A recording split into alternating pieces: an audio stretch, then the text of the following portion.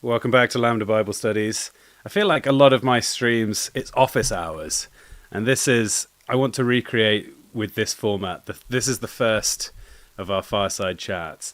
And if you've gone to an event and it's late in the evening, most people have gone, the boring people have gone to bed, and you just have a group of mates chatting long into the evening, which is usually...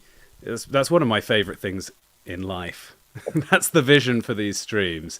It's just me and some mates really trying to put the universe to rights. Getting deep. That feels like it's a long evening that's gonna go on forever. Do you guys have you had experiences like that? Do you know what I'm talking about? Many experiences like that. Though, if you're trying to solve anything, you've got the wrong Kraken cast. I don't know. I'm about ready to figure out whether the filioque clause is correct or not. Right. We can heal the Great Schism this evening. That's what I'm talking about. Farah, how are you doing? Good, thank you very much. Another cozy week, busy week, but glad to be here. Thank you for having me on. I'm hoping that this time will be a balm. That's a word that we don't use enough. I'm not even sure. There is a balm in Gilead. Of course, classic biblical line. Are you familiar with that? That sounds familiar. Yeah, it's not actually is there no bomb in Gilead? It's the reverse, right? During the prophecy about the fall of Jerusalem. Oh, hey, we've started already. Well done. But well you'd done, expect there to be, but like the assumption is that wherever you go, there's at least a small amount of balm. Well, you see, there was a store in Gilead that sold balm, but it had to shut down because of economic reasons. And... the front got smashed in, and then it was discovered that it was on prime real estate. Got bought up by, what was her name, Mrs. Fitz. Several months later, after the marauders went through. Yeah, Bill Gates was buying up all the balm in Gilead. Gates doesn't get name checked in the Bible, but if you really look close, ever heard of the source Q? That's where you're wrong. There's plenty of gates in the Bible, Luke. The bar gate. Wisdom is at the gate. Wisdom is at the gate. When they're building, they reference who built. Is it in Jeremiah when they're also rebuilding Jerusalem? They reference who spends time building the different parts of it. True. That's Nehemiah for the record, but this is gonna be the whole night, isn't it? This is gonna be. This isn't actually. It's okay. It's okay. I have like I would say like a decent biblical knowledge, but it's slightly inaccurate all the time. Mm-hmm. So but I'm always confronted with people that can actually remember things properly. But I want to go back to the balm, because the balm of Gilead is like a classic hymn. If you've never heard of it, it's very beautiful. I don't think I've heard that hymn. I've heard it. Yeah. Yeah, it's quite American-y, I would say. It's a very American style. That's why it's not that like traditional English. But I wanted to ask, what's happened to balms? Like, when did you know what I'm saying? It's like people stopped calling things balms. Why did we stop calling them balms? Well, And they were in a alms as Seinfeld well. episode, and it was a disaster when the bomb was used. So, ever since then. Is a balm? Has it gone out of fashion because it's connected to the kind of witch doctor, or if you've got a cold, so I'm gonna crush up some herbs and that'll fix you? Well, I mean, you got to remember that most chemistry was like that until maybe the 1920s. You'd have a chemist would literally be a guy with a whole lot of chemicals in jars, and he would just mix stuff together. Like the idea of a pre-made medicine was typically foreign. I mean, you had the introduction in the Victorian period of brand names and stuff like that. But if you just Google, it comes from Germany in the early 20th century is the first of these medications, and a bunch of them are still in operation today. So, for example, what is it? I'm going to get this wrong if I check it on here, but many of the very first medications that were over the counter would now like never pass regulatory approval, but they came in this sort of early 20th century period when these companies started to produce standardized pharmaceutical products. Yeah, my wife has this substance that she basically swears by, which is like a drawing salve of sorts, and it comes in a container that I can only associate with shoe polish because it's that kind of metal thing. Whenever I receive any injury of any kind, I think it's an American thing because my wife's American. Whenever I receive any injury of any kind, she's always saying, "Oh, have you tried putting drawing salve on it?" Basically, tried this one fixed solution that I've got. Exactly. Well, you don't understand what the secret ingredient is, and that is typically heroin. If you know, that's the classic. I've got to get back to this drawing salve. That's the classic 19th century thing where it's like, laudanum and mescaline. Our secret ingredient is opioids. Basically, that's the. Have we just revealed to BB that his wife has become addicted to hard drugs and has been concealing it as a feminine wile?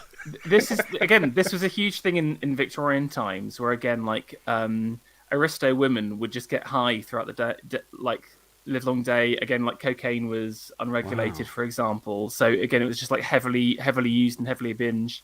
Because again, everyone's kind of like quite down on the Victorians as these kind of like moral busybodies or whatever. Yeah. But I mean, there's an element. They had this. There's kind of like a weird form of moralism where they were kind of like, again, super against like kids working in the factories. They were kind of like this idea of, society, etc. But especially towards like the last quarter of the century, they were very, very rebellious, very more outlandish than you might think. And that basically involves copious drug usage, and of course, that's why Sherlock Holmes obviously is an absolute addict as well. So, yeah, people talk about things like ginger and turmeric as having the other element. The other element of that, which is kind of the American context rather than the British context, is in America you had a pretty long period of time where alcohol was illegal, except for medicinal uses, and so you had all these what were effectively fake medications that were suspended in alcohol, and so they were purchased not for their medicinal properties but for their alcoholic properties. I want Luke to come up with the tagline for his own brand of medicinal alcohol. Live on the Spirits. Oh, that's a great name. That's already a great name. Yeah. Go ahead. I would say I don't know if you're aware of this, but there's a particular thing that Google have called Google Ngrams, which is associated with books. In the last couple of minutes, I've done a balm search to see the popularity of balms. And it turns out that actually we were wrong, that balms had a high popularity in the 19th century. It dropped in literature for most of the 20th century. And they've recently had a resurgence, so that balm is now on the uptick. Really? Is that since Lambda Bible Studies started talking about it? Exactly, yeah. I mean, the number of balm mentions has increased 1,000 times in the last 15 minutes. And it's just occurred to me, people talk about balmy weather. Is that or if it's warm, it's good for you? No? No. Surely not. I don't know. I think it has an R in it, right? Balmy, like B-A-R-M-Y rather than B-A-L. Oh, really? I've always thought people were saying balmy weather. Oh, maybe. Maybe I don't know if these words are distinguished more in a Canadian tongue, but to the British ear, I can't tell the difference. They're basically the same. Balmy weather is fairly warm and pleasant. So maybe balmy just is pleasant. Is that unfortunate? Yeah, I mean, here I'd always assumed you usually hear that for days which are not cold in winter. So I kind of always assumed it was the relief element that was the. Okay. Maybe I've been wrong this whole time then. So, Um, but I don't actually, I don't actually know. I just kind of made the inference. So you'd look outside and see hail and hurricanes I and be think like, this is "Oh, balmy weather." balmy." Everyone looks at you like, "You okay?" Actually, this I know. this links to another question I was wanting to discuss with you, gentlemen. As you can see, the background image I've got here. Actually, you can't see it very well. How do I hide us? I don't think I can. You do it when you have you can have the box Whenever I on the show- left hand side. You can say I've got people smoking cigars in this image we've got as our background and our thumbnail, which is, I think, strong connotations of a sophisticated gentleman, a kind of masculine ideal where the men go and discuss weighty issues, or you think of I don't know, Gandalf smoking his pipe. I mean, you'd have the club system, which was again hugely popular for like 300 years, which has now basically died out. Where you not men have, sorry, do you not have private clubs in England now? we do, but you got to understand that in terms of their place in society, they used to be hugely important, both in terms of like networking, information gathering, and also like where a man would spend, or certainly like a gentleman would spend most of his day. So you go to work, spend some time at the club, maybe even have dinner there, or and then come home relatively late. Yeah, exactly. I mean, there's an element of conspiring, an element of hearing the news. For example, if here's a pop culture reference, Phileas Fogg, Around the World in 80 Days. Of course, Yeah. He gets the bet from his fellows in the club. But what's happened to the club system is that basically that standards have massively slipped. Number one, that they basically will let in anyone, and secondly, I think it's more the creation of other spaces for meeting. Ironically, something like this tonight is possibly the closest you'll get to a true gentleman's club. Well, it's a very exclusive club here. Interestingly, in Canada, after COVID, there's been a huge flight to private spaces. So every private club of almost any kind in 2021 had a massive wait list. Yeah. So I guess that is partly the vision here, is to create that kind of atmosphere. Although we don't have what we don't have is the closed room. We are literally broadcasting this conversation to the world. And you could argue that even if we were having this online discussion over a Teams call or a Zoom call, you wouldn't necessarily know how private that was. Whereas in the past, you could, especially sitting by a loud roaring fire, you'd really know that your chat was for I've the heard people that around Bill you. Gates listens to every single Microsoft Teams call, so he personally he'd be in every club. This is in some ways is actually more like letters to the Times. So again, kind of going with this idea of gentlemanly Lost institutions.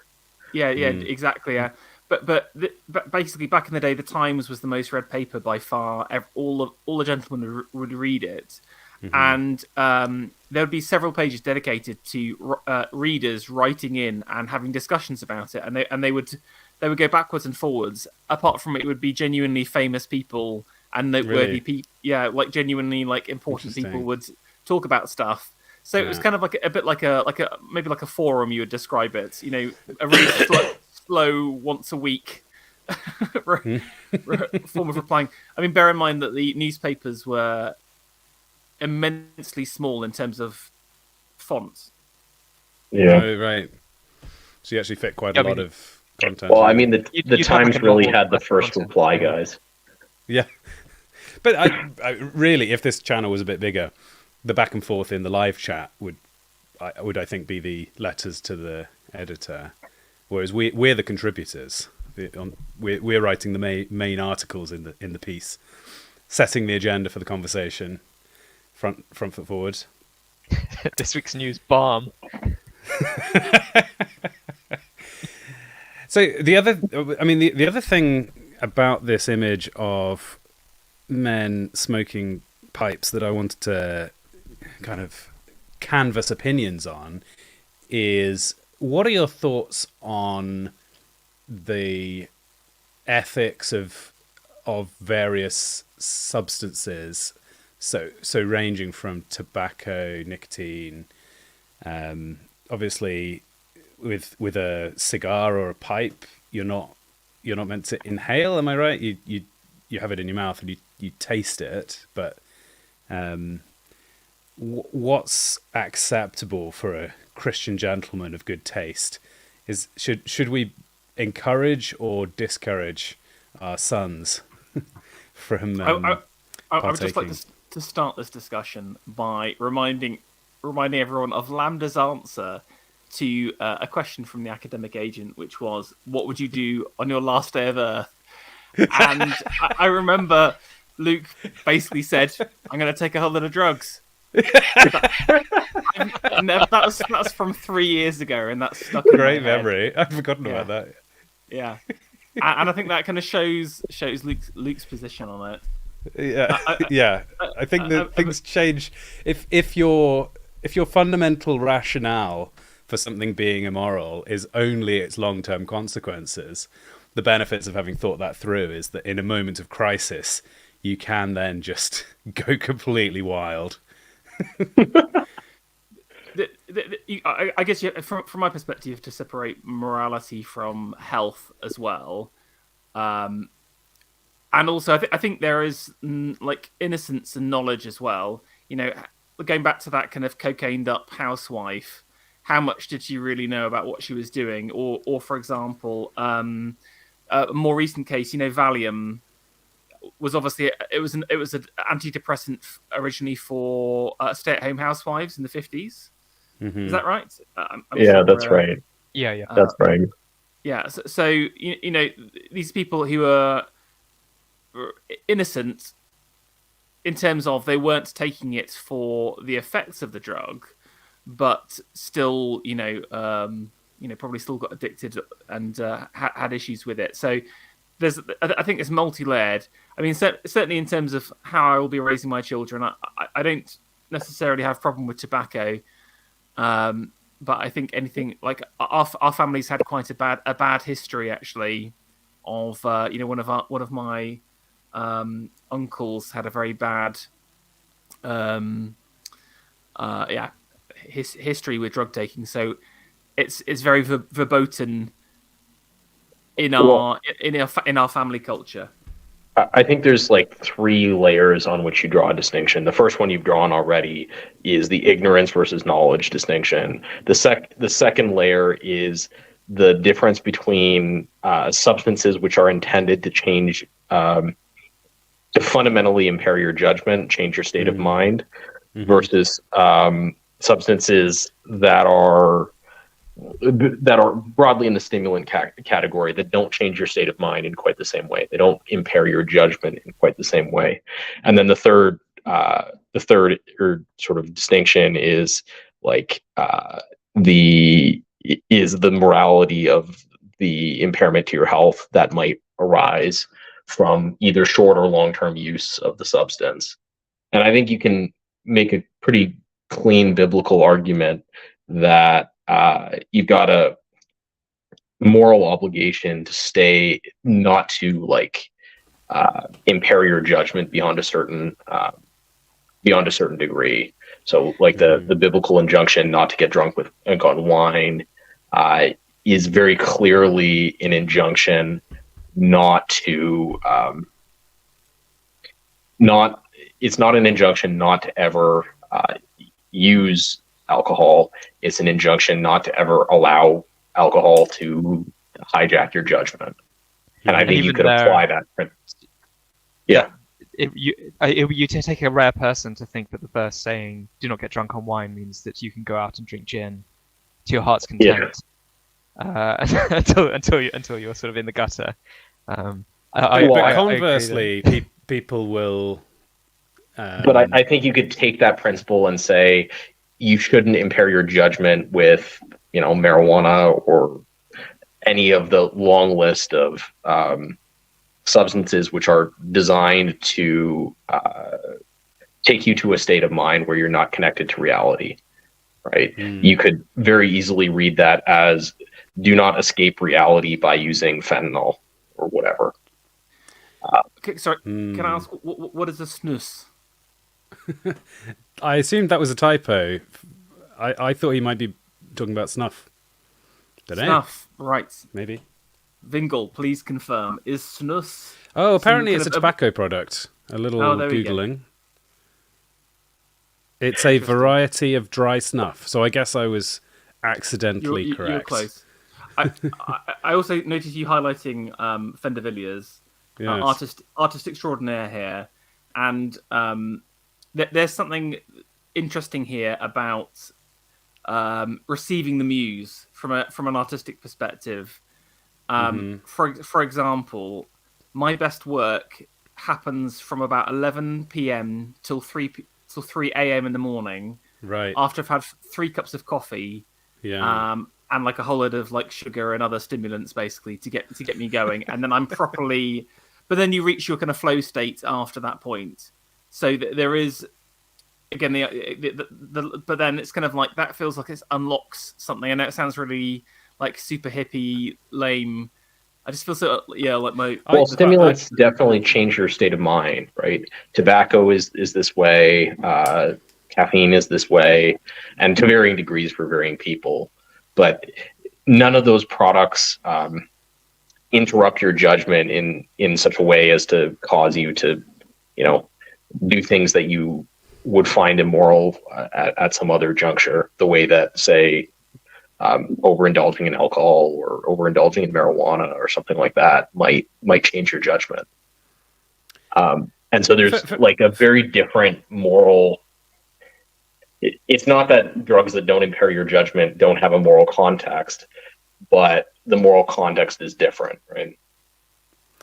Vera, I'm curious if you think that flow state is so productive for you in the middle of the night because of a lack of distractions, and that the stimulants are really just serving to counteract the body clock effects. As in, if you could have that completely guaranteed, uninterrupted time in the middle of the day, then you wouldn't need to have the caffeine and the sugar, and you would just be able to enter the flow state through the certainty of the lack of interruption. Or do you think you could take the coffee at 10 o'clock in the morning and down a bunch of Haribo and have the same rush of creative output? Ferro, are you there? Have you muted? I think his microphone might be broken. Maybe he's just gone off to, find some snuff. I could comment from a similar experience myself, which is that getting in a flow state of sorts is often a combination of the factors in your environment. So I also find that late at night, I'm able to work to a much higher degree than I am during the day on things. And I think part of it's tiredness, and part of it's also that everything is just very quiet around you. Yeah, I actually have this experience. For a long time, I went to the office at like 6 a.m. and I would have that experience in like the 2.5 hours before the rest of the world woke up. Interesting. I'm a programmer, so I've heard this sort of thing from programmers and wondered if it was a unique coding experience. Well, actually, that's what I used to do at 6 a.m. Okay. Right? I used to come into the office and do the programming element of my job, and then I'd switch gears and do the other elements of my job later in the day. That what's that Will? What's the film? Good Will Hunting? No. I'm blanking on now the actor's name as well as the film's name. He basically is the only human left alive for some reason. He's like living in a post-apocalyptic city with his dog, and he goes into the mall and there's nobody around. Is it like I Am Legend, the Will That's Smith it. film? Yeah, Will Smith. Thank you. So I've sometimes thought that a programmer in the I Am Legend situation might not notice for a few decades, would just be, wow, I'm so productive. They'd be building, they'd release, some new flavor of Linux, some new distribution of Ubuntu or something, and they'd be wondering why. That's reminded me of there's a game for programmers called Shenzhen.io, which is set in this sort of not necessarily dystopian, but it seems dystopian future, where you work for a software company and the actual tasks you're assigned are AI, are sort of AI generated. So in the game that the person who wrote the game actually wrote them, but in the sort of like narrative of the game, it's AI that assigns you these tasks. The problem today would be the programmer would still notice because your project your project lead would disappear and you wouldn't get any tasks anymore. But if we had AI give us programming tasks, then you could sit in a room for centuries and not realize that the outside world had completely collapsed because you'd still be receiving these new programming assignments day after day. Pharaoh's back. Let's hear by his voice how jittery it is and how much caffeine he just That's what I was actually doing. I actually went to the pharmacy and got a whole lot of snus. I'm snussed up right now.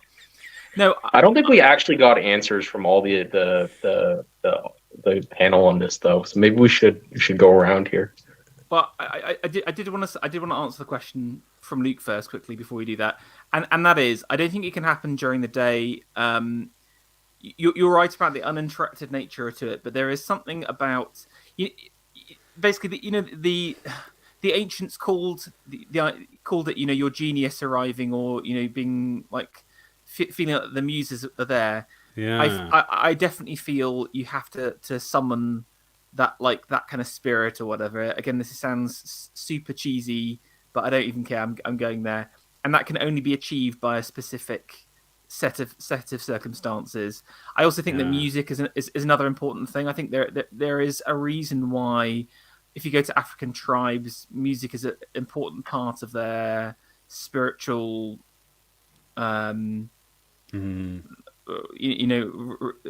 religious ceremonies at the same time. I think you can get into a similar kind of state through music, which I also think is why it's a very dangerous, one of the most dangerous cultural forms as well, because it can do that. But I think just if you were just to give me a whole lot of Haribo during the day and then lock everyone else away, I think I'd just go a bit crazy. I'd probably be a bit sick.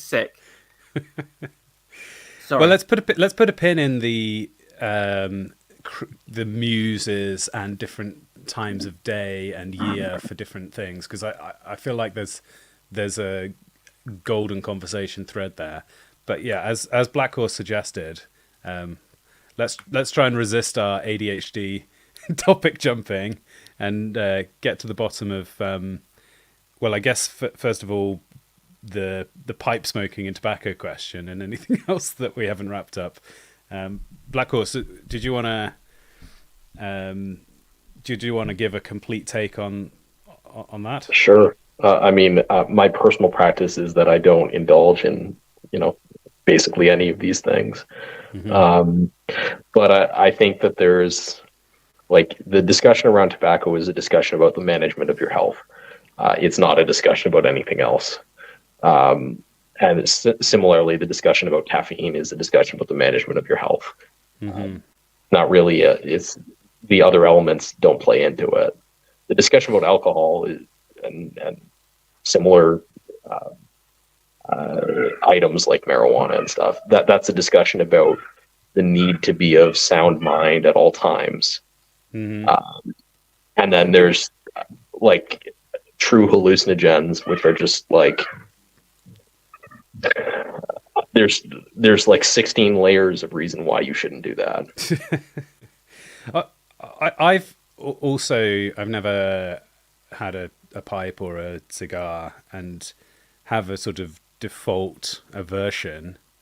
But But that's kind of in the same way as I was teetotal till I was 24, 25. Just had a completely... This is the Baptist slash Puritan slash Brethren Yeah. in my blood. I have the same position, though. Like, it's not on an ethical basis exactly. But I do wonder if that's taking it too far, because, of course, not only are there verses in the Bible about do not get drunk on wine, but there's also verses about how wine is something that you should take to, if you have a sore stomach in the New Testament. Paul gives Timothy advice, to take some wine for his stomach. And obviously the main Christian opportunity to drink wine is at the Lord's Supper. Eat the Haribos and then take the wine to solve the... to solve Timothy's problems. But also wine is something that gladdens a man's heart, and something that, good gifts from God, as we see in Ecclesiastes, are just inherently wise things to enjoy in moderation. So from that perspective, yes, obviously, if you take it too far, you can destroy your health. But also, we're not going to live forever. And if you take a very low level of risk and, slightly wear away your body, like every time you eat, you're wearing away the enamel on your teeth. Yeah. So we can't live as if we're going to live forever and become so opposed to the most marginal of damage that we refuse to enjoy our lives. So I guess what I'm saying is, I've never looked into it, but if you can have the odd cigar from time to time and it has no meaningful ill effects and it's quite an enjoyable and restive and it's a bonding experience, then maybe I could get to the point of actively endorsing it. We've heard about Lambda Spirits, now it's Lambda Cigars. Yeah. This entire stream is just lining you up for the merch. Can I just say that in the meantime, while I was trying to sort out the microphone, I've come up with a tagline for Lambda Spirits. You ready? Oh, go on. Yeah. Lambda Spirits, a proven medicinal fortification for mind, body, and soul. 9 out of 10 stay-at-home housewives say they can feel the immediate health benefits, clearing their minds from confusion and fuzziness in all reputable pharmacies nearby. Is that your mid-Atlantic accent as well? Exactly. Yeah. Well, I mean, I sort of default into kind of American snake oil salesman as soon as I go for like a. It's an underrated character. That's great. But I like that idea where people could just like literally anyone could just like produce their own medicinal herb or whatever, their own balm or spirit. I think there's something very freeing about that. I was struck by what you were saying about the muses, Pharaoh, and the idea that it's a special moment. You've got the idea of the witching hour, right? That something in the middle of the night feels kind of magical. Yes. I love it. I mean, I also love the burning hot sun in the middle of the day, like an absolutely blistering 40-degree, and you're on the beach and you're not wearing enough sun cream. I kind of love that as well. But then there's I guess I'm a man of extremes. I'd love to go to the Antarctic and the Sahara Desert. I imagine you burn. Do you not burn really badly, Luke? I famously get burnt. For example, I help on a summer camp, and every single year I get burnt by day 2. But you still love that sweet sun. Yeah, there was that news clip where there was that comedian who was talking about the bloke. Do you remember this? This was like 2 or 3 weeks back, and he was just providing a very milquetoast, mild, pro-bloke perspective, and got absolutely jumped on by the panel of 4 assembled women that they had the task force to put this guy in his place. But one of his comments was like, oh, we make fun of the bloke for getting sunburnt on holiday, but why is that? And his explanation was that actually the bloke doesn't apply lotions to his skin and probably barely washes the rest of the year. And so to suddenly you find yourself in a position where you're applying sun cream is like a weird and unusual thing to do. Whereas for the women, then they're applying all kinds of skincare, moisturizers, whatnot. And I do feel like there's something kind of respectable and masculine about I can't be doing with this skincare stuff. 100% agree. 100% agree with this.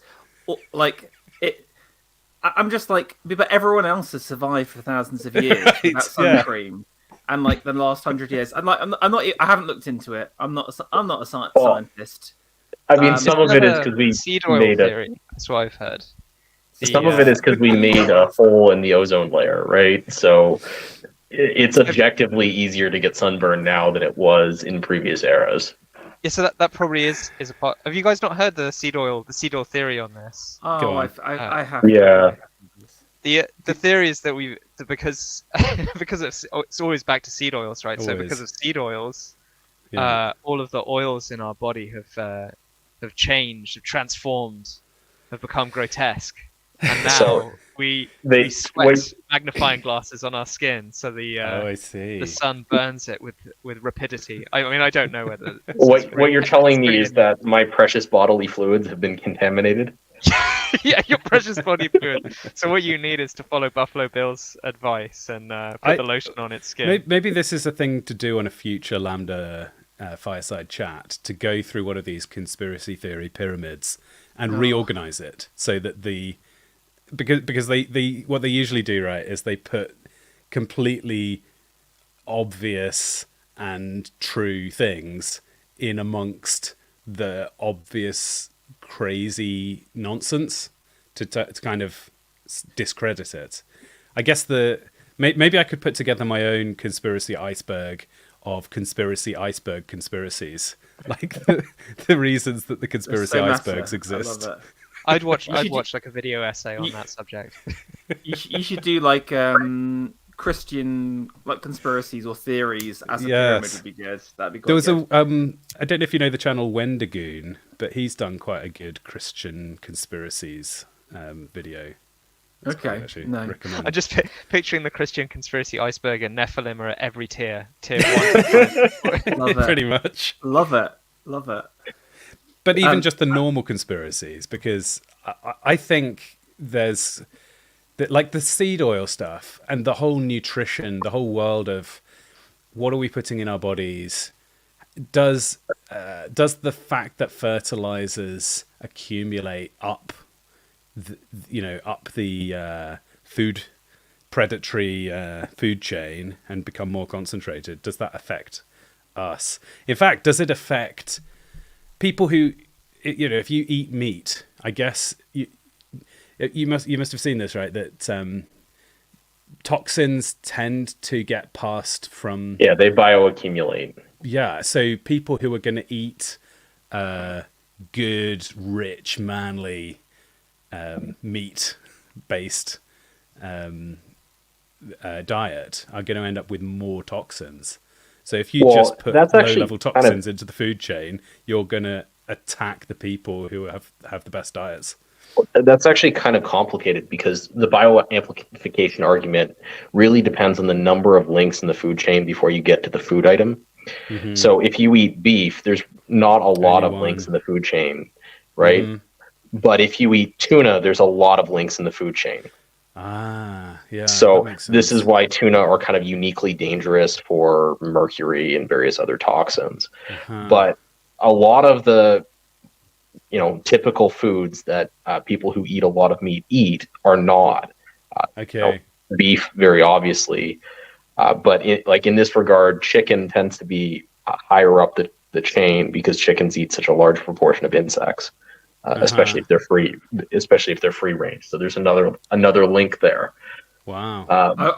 I would love to find. I'd love that in 20 years' time we find out that the reason why Japanese culture is so weird is because they've been suffering from long-term mercury poisoning from the amount of tuna and seafood they eat. Yeah. Going back to the sunburn thing, Luke. Quickly, I just want to say, I'm also with you. I don't wear sun cream. One time I got so badly burnt that my wife called me I can't remember the exact Italian. We were in Italy at the time. I was the Principe Allagosta.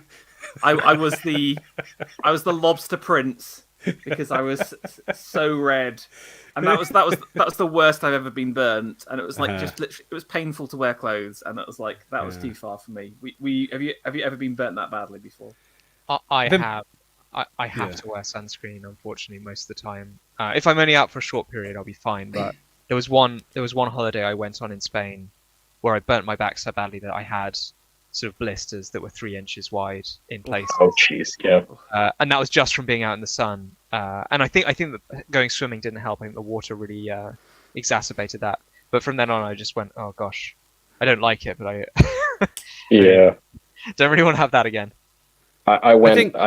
When I was a teenager, I went to Costa Rica, which is in Central America, and I left the hotel room at like 8:30 in the morning and went swimming until after sundown the day before our flight back, and it was just brutal to fly back on an airplane with my back just like completely. We did what I had when I was in year 8, which is, I guess, age 13. Is that right? 12, yeah, 12, 13. We did a thing called Science in the News, where we each had to go and do some research and write a little report. And the topic was, can we have fun in the sun? And the whole purpose of this project was that we had to learn about evaluating how trustworthy different sources were. So we would go and read Wikipedia, and they were kind of sniffy about Wikipedia because they were like, anybody could edit it, so throw it completely out. And then they were like, well, do you believe The Sun? Do you believe The Guardian? Do you believe the BBC? And the only real takeaway I remember from that point was basically we were more or less told the BBC is the capital T truth. Yeah, we should believe unswervingly what the BBC publishes because they're unbiased, of course, because they're not working for a political party. Am I on a panel with people that do not believe the BBC as the sole version of reality? I always trust the BBC. Ferro, I haven't heard anybody suggest that so far. Oh, okay, that was lucky. you must be reading into people's tone of voice. I, in fact, put on, BBC radio at the same time as I watch BBC television, just to make sure I'm getting a double. Oh, that's great. Yeah. Anyway, I just thought it was interesting that because that was not a. It was not a lesson that I kind of blindly accepted at that age, but I also didn't see any malicious intent. I was just a little confused about why I was expected. It didn't seem self-evident to me why the BBC. I mean, this is a classic Canadian take. So, like, the classic Canadian take on news is that the BBC is unbiased and the American news is evil. Interesting. But am I right? America doesn't have a state broadcaster?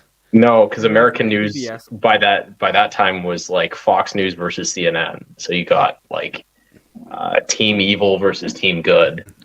Whereas PBS in the BBC, charity? Is it actually state funded, or is it just a non-profit? It's funded by viewers like you. Didn't you know? Like me, based right wingers. Well, that's the whole like thing me. on the PBC on the PBS telethons. They always say that PBS programming funding is provided by viewers like you. Right. That's fine, but when I'm in a room with other people, then I want them to be a bit more precise. I want it to say viewers like Luke. And everyone turns around and goes, what? But anyway, I thought this was a fascinating glimpse back into a little piece of my education where I was essentially being told by the teachers to believe the state propaganda. And as you can imagine, their take on whether or not you should go out in the sun is only if you're wearing a incredibly thick layer of sun cream and you're only out very briefly. And they showed us all kinds, the BBC had loads of terrifying scientists coming in and telling you what was going to happen to you if you dared to get sunburnt once in your life. I always just sorry to slightly sidetrack on that story, Luke. It's interesting that you've been indoctrinated from such an early age, but I always think back to the classic Noel Coward song, "Mad Dogs and Englishmen," and for those who don't know, the lyrics are "Mad dogs and Englishmen go out in the midday sun," and then it's all about sort of a satirization of the Brit, the part of empire in various colonies being laughed at by the natives for basically baking himself. I mean, this is before sun cream, and everyone else would like lie in and have a rest or whatever, apart from the Englishmen. So I do think there's something intrinsic in our nature almost to do that. That spirit you felt, Luke, to get burnt. The Anglo is literally sun worshipper. Yeah.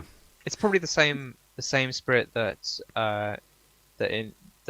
gets us out in the rain, basically. Where in other cultures, if it's raining, you wait for it to pass or something like that. But in Britain, even if it's going quite heavy, you just sort of say, "Well, yeah, I'll just go out." Well, the other thing that I think is amazing about this is, like, don't ever go out in the sun. I just can't imagine that advice actually. I mean, British culture going out in the rain. If you didn't go out in the rain, you'd never go out in England. So that's one issue. But it's only sunny in England.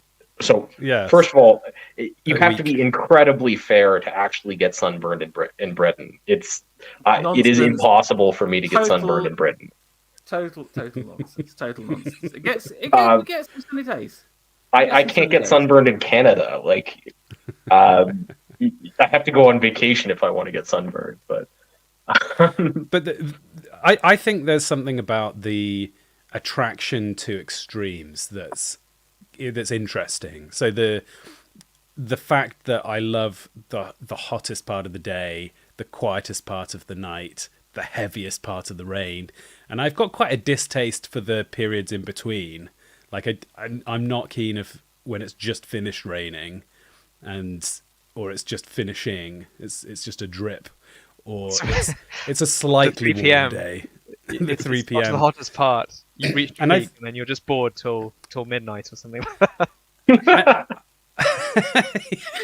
I think there's something in my nature that drives towards the crazy, the wild, and I can see why God would create the different types of personalities, and I just sort of accept that is a part of what makes me is I'm driven to do extreme ridiculous things which often misfire and cause trouble, but also occasionally you get a wild hit and you needed to have that exploratory vision to go and do things that are kind of on their face ridiculous. So I could see why everyone makes fun of the Englishmen going out in the midday sun, because they're all having their siesta and then they're going to get up when it's a more sensible temperature. But they're all just kind of existing in a normalcy. But the Englishman who's out in the midday sun is like changing the world. That was the Victorian man that phrase was about, who was 100%. Like driving railways through the wilderness and discovering new continents. This is the Faustian spirit. I'm sorry, Berian. I refuse your quasi-evolutionistic interpretation of this as scientific mumbo jumbo. It is the indomitable spirit of exploration, and Luke, you summarized it well. It is Shackleton. It is Livingston. It's 1,000 explorers doing things because they can, even though it doesn't make sense. And people, everyone should read the lyrics to that Mad Dogs and Englishmen, because it's just like you said, because there's like a line in it about the natives waiting for the English to impale themselves. The idea that they would get hurt because of the that they'll get like heat heat fatigue, heat stroke, there we go, and then fall off their horse or whatever, and then they can capture them, but they never do. And that's what's interesting. It's like there's something amazing about that, even if it is kind of ridiculous at the same time. Now, I reject your characterization of my position as quasi-evolutionist. God gave the Englishman rain so that his character might be forged. It was there was no Darwin that produced our nature. This is great. Yeah, the real argument here is the Six-Day Creationist argument over how English nature was formed. Yeah. There you go. There's the line. When the white man rides, every native hides in glee, because the simple creature hopes he will impale his solar tope upon a tree. But he never does though. He never does though. That's the funny thing. And is well, you can find the other version, like the other version of this extreme in Stan Rogers' Northwest Passage, to find the hand of Franklin reaching for the Beaufort Sea. So yes, the Englishman does sometimes exceed its grasp, but true. But I mean, what a death though. And I love that whole the story of the Northwest Passage. I think it's an amazing story. That even in death though, there's like that's an amazing. There's amazingness to this, and I think we'll never see the likes of it again. I think it's a dying spirit in some ways. So.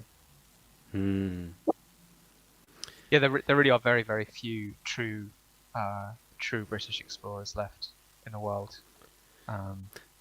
I can think of Sir Ranulph Fiennes who I'd count as one, but what's that guy who went to who got freed from Afghanistan recently? Lord Miles. Lord Miles. Oh, really? So he just needs to have He just needs to have 16 children for his next adventure, and then this will all be fine.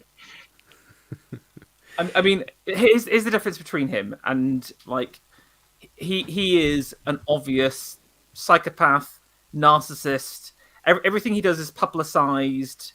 It's all about attention to himself. Well, I feel like the spirit of exploration, the true spirit of exploration, is about doing because it's there. You know, I'm gonna include Kennedy in I'm gonna Anglo-Irish this. You know, we do the hard thing. I think it's such a great line to do something because it's difficult or it is a challenge, and it's a very different way of seeing the world.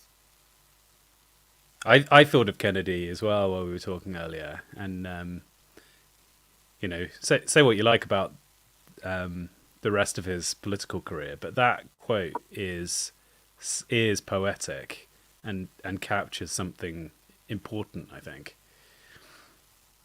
I don't like the justification of the moon missions because they gave us biros or whatever. Yes, 100%. Yeah, I agree with that. Amazing this is the. Sorry. I just want to say this is part of the kind of cult of scientism. This is why science has gone horribly wrong, where it's about like weird utilitarian explanations for everything, as opposed to understanding the true nature of man themselves. Or even this idea that to investigate the universe is to investigate the mind of God. It's completely eradicated from the sciences. Right? Why did Newton think that it was interesting to study the motion of planetary bodies? Not because he thought it had any utility. It was an explicitly theological justification for why he would investigate. I mean, this is something that that has really affected Western culture in its entirety. Not only our exploration of science, like not only scientific endeavors, but also things like politics. This is something that Carl Schmitt talks about, the sort of transformation from a theistic conception of God to a deistic one. Transforms the universe for one which is built by personality, and even though it has order, it's an order with a personality behind it, to one which is mere mechanism, and so everything just runs by machine. There's no magic at the bottom of the garden, as it were. It's all a pure numbers game, end to end. Well, and the other thing that's important about that is the transition in common understanding from a true theistic universe to a kind of deistic universe is actually located quite a bit earlier in Western history. And so you can see, if you understand that as a foundational element to the cultural changes that followed, you can understand why these changes start to take place in like the late 19th century rather than, at a later date when formal apostasy became popular. Do you think, as we evaluate our use of time and resources, we should be kind of clinical and mathematical and think about I like hospitals, I think, talk about quality adjusted years of life lost. Years of life, yeah. So you make a metric and you quantify everything.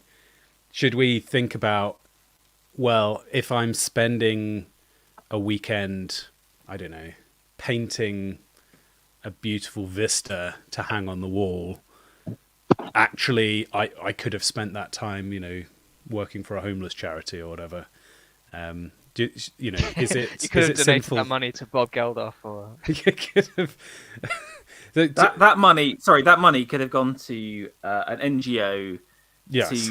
That could have brought over 100 illegal migrants over in a boat. That's Rather than painting a poster, you could have painted a picket sign and gone and protested about climate change. I mean, the whole idea of being able to quantify quality of life is insane, because as soon as you moved from quality to quantity, you've moved to what is basically the direct opposite from something which is uncountable to something which is countable.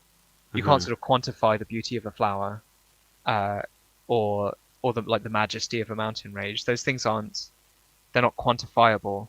And so, do you think we should do the opposite? So that's an attempt to take things from the world of qualified, word-based, subjective, uncountable valuation into spreadsheets. But maybe what we should do instead is find poets and give them spreadsheets and ask for them to give us back. This is a terrible idea. Terrible idea. So instead, just imagine Columba. Take this spreadsheet here. He would give you a look. He would just like the Death Star. Yeah. He would give you the. That's what I want. So suppose I'm preparing like the annual reports for a company, and I've got all these graphs and tables and statistical analyses, and I go, this year I'm doing things differently. I'm going to pass all of that. I'm going to pass what would have been the annual report to our poetry division, and they're instead going to deliver a mixed media interpretation of how things are going for the shareholders, and they're never going to see the figures. They're just going to get the kind of the feeling, a gesture towards the state of the company.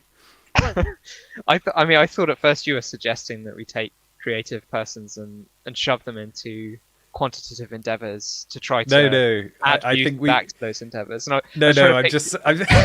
picture like an assignment to a poet you need to write a poem, but it must also be a valid C++ program at the same time. No, more like, okay, I see you've got the stats and figures, but can you qualify them so I can really make a decision? The opposite of what people normally attempt to do. No, is the answer. The issue is there's seven elements to this, and this is basically what most of like what Carlyle and Ruskin was talking about in the 1850s was they were experiencing a wave of utilitarian like bean counting like never before. Whenever Carlyle goes on about the the ill dismal science, sciences. the dismal sciences, he's referring to economics there, and it's this view of seeing the world through through pure numbers. I guess from my perspective, if you just put poets in charge of the world, it would be an utter disaster, and there would be starvations like you'd never see. But can you imagine the poems that would result from all the starvation? Yeah, it would be worth it. Well, but that isn't that. What the reality was, that there was an elite class of gentlemen who were both poets of a sort and also bean counters. They held both of these elements. And I'll give an example. Look up the number of prime ministers who did classics for their university degrees. For example, Pitt the Younger. For example, who's Disraeli's competitor? Gladstone. Gladstone did classics. There's like 6 or 7 of them. Everyone's doing that stupid, horrible PSHE, whatever it is, degree PPE. nowadays. PPE. Polypropylene. They're all doing polypropylene nowadays. And they used They should be doing fentanyl. Yeah, exactly. They used to have an understanding, or at the very least, even the most lowly bean counter had taste. This is one of my big things: is that the most offensive thing about our age isn't the incompetence of our elites, is that they have like no idea of what something beautiful is. And I'll give an example of this. If you I may have said this before to you, Luke, so apologies. If you go to the capital of Romania, you can see Ceausescu's palace, which is this garish, over-the-top, opulent, dictatorial building. And recently, with all of, I don't know if you saw with Nicola Sturgeon's, her husband got arrested, etc. You got to see which house she lived in, and it's the crappiest house you've ever seen. Saddest, yeah. It's literally kind of like in no other generation, even the most rancid African dictator would have more taste than our elites have. They have more idea of what something looks good. There's this website I used to frequent. I can't remember the exact URL, but the name of the website was McMansion Hell, and this person would go through really very expensive mansion. I mean, we're talking multi-million-dollar US mansions. So people who are in the business elite, if nothing else, and these structures were absolutely hideous. They were the kind of building equivalent of Frankenstein's monster, where it's like someone had just said, I'd like to have a big foyer. So what I'm going to do is just shove this massive, huge block on the front of my building. This is all American homes, though. This is an American thing. They have just too much space, too much size, no planning laws, and no taste. American taste died in about like the 1940s. Let's be honest here. Let me bring it up. Let's have a look at some of these.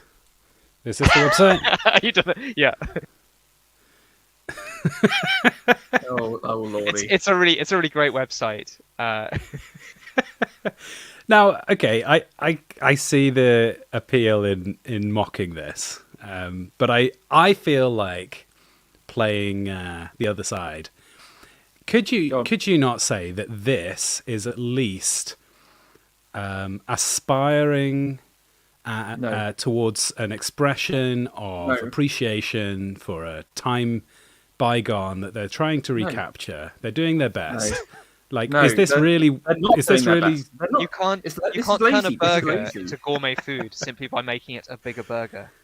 That's. But what's better, living here or moving into a pre-made, completely vapid and lifeless modern. I mean, the thing is, the pre-made vapid stuff is basically the poor man's equivalent of this.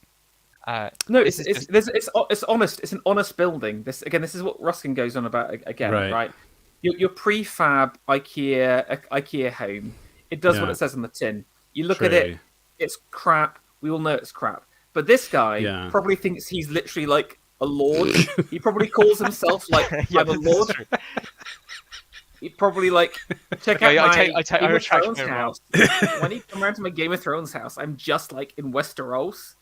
Well, I will agree. Something that drives me crazy is like wallpaper that's meant to look like tiles or wood or something. Like I'd way rather have undecorated plastic than covering it up. At least black with mold fake... would be honest. You know, if you had black mold on the wall, there's some honesty there. It's literally better to have a simpler building that's honest, that knows what it is, and like does the basic things, than try to appeal to a higher age, right? So what this is trying to do is to say, I'm going to try and create, like, to expand upon. I mean, you could say this is either kind of like Romanesque, or maybe you would say like 19th century, like Scottish Romanticism, right? Okay, like rather than trying to appeal to something that you've got no chance of doing, you might as well just literally build it out of brick, just simple brick, and it would look so much better, you know, because it's not trying to be something that it's this actually ties in. This is all ties into all of the kind of culture critic, online trad sphere stuff you see, where people are like, why isn't there another Renaissance? Why isn't there a Michelangelo? And it's kind of like, well, we're not in a Renaissance. We're not in the age of a Michelangelo. That those systems didn't appear overnight. They were precipitated through hundreds of years of artistic honing. You know, what we need to do is to understand our humbleness, understand where we are artistically, and you know, this is a man with more money than sense. But you can still produce good, honest buildings nowadays. I refuse to believe this guy couldn't find like a decent architect. He chose to make something ridiculous. Well, I don't really know about architecture or construction, but my assumption here is that this is the product of not having actually very much money. So this is like overly stretched, rather than I could be wrong, but do you think with the amount of money that was spent on this, you could build something that was... Would you not have to go quite a lot more humble? You'd have to result in something smaller to do it well. Is that right? I mean, you can make do with a smaller... I mean, look at the garage. There are three garage doors there. You probably could just have a small garage, and that wouldn't affect your life at all. Yeah, he does Monty Hall problems with them, I assume. Yeah.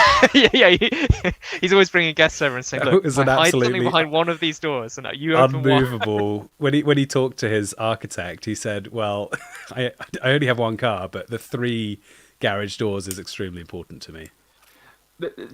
There's a couple of interesting things here. First thing I want to say is, no one thinks I want to save money, so I'm going to put a turret on my house. I just want to say, it's very difficult to add a turret to a building. Okay. So that's not cheap. The second thing to say is that the whole size thing is really interesting to me, because I believe that the peak mansion period is the Elizabethan mansion, right? Okay. And if you look at the average size of that, it's about half the footprint of this house, but built immaculately well.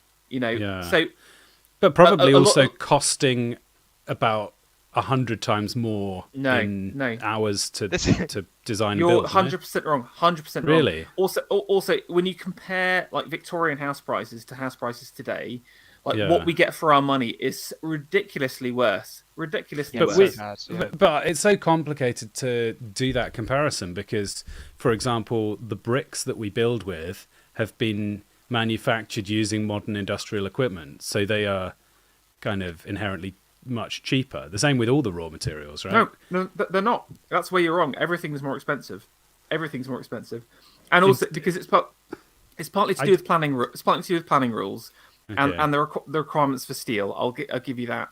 I would say that the engineering brick is cheaper, but all other bricks. I mean, you're looking to pay what, like £2 nowadays for a facing brick? It's ridiculous that the prices for bricks is just. But the facing bricks are way less in demand because originally all bricks were, beautifully handmade.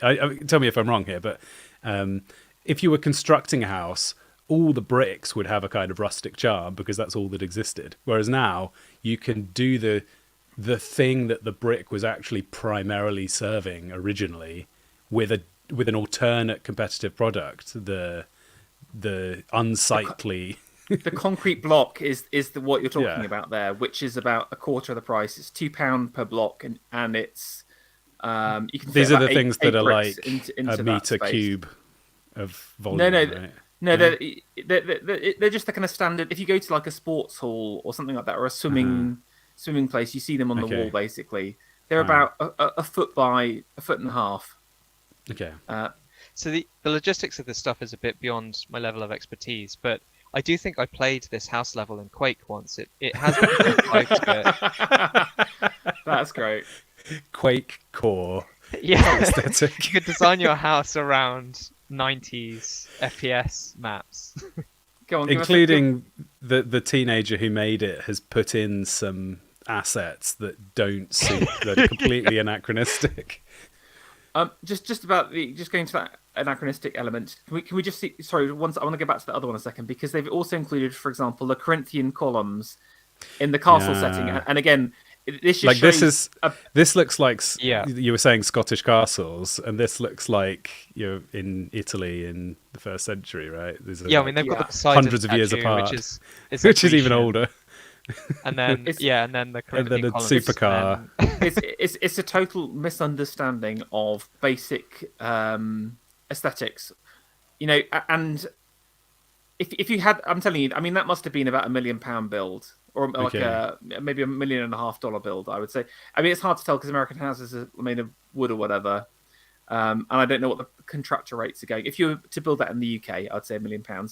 Just build something half the size but out of good materials. That's again, it's a part of the big issue is it's a scale thing, and people end up with these massive spaces that they don't really use at all. You know, they're not. You're not like, at least in Elizabethan times, you know, you'll be hosting the king once a year or something like that. You do not need a large hall to banquet 40 people. You know. Yeah, Anyway. it's something that Sorry, I'm just laughing over Fendervilliers' comment of CSS. I love this as a Counter-Strike map. This is something economically I've never been able to quite get my head around. So, for example, the clothing that poor people wore in the past was much higher quality than the types of clothes that poor people wear today. Well, it's higher quality than the clothing that middle-class people wear today. It's like Sort of handmade, bespoke items with structure, and you know, it was cared for and repaired, and you know, they didn't have many items, but the things that they did buy would have cost them like a month's wages for one item of clothing. Yeah. So the clothing was kind of expensive because it was all handmade, but there was no alternative. And in the same way, this building is...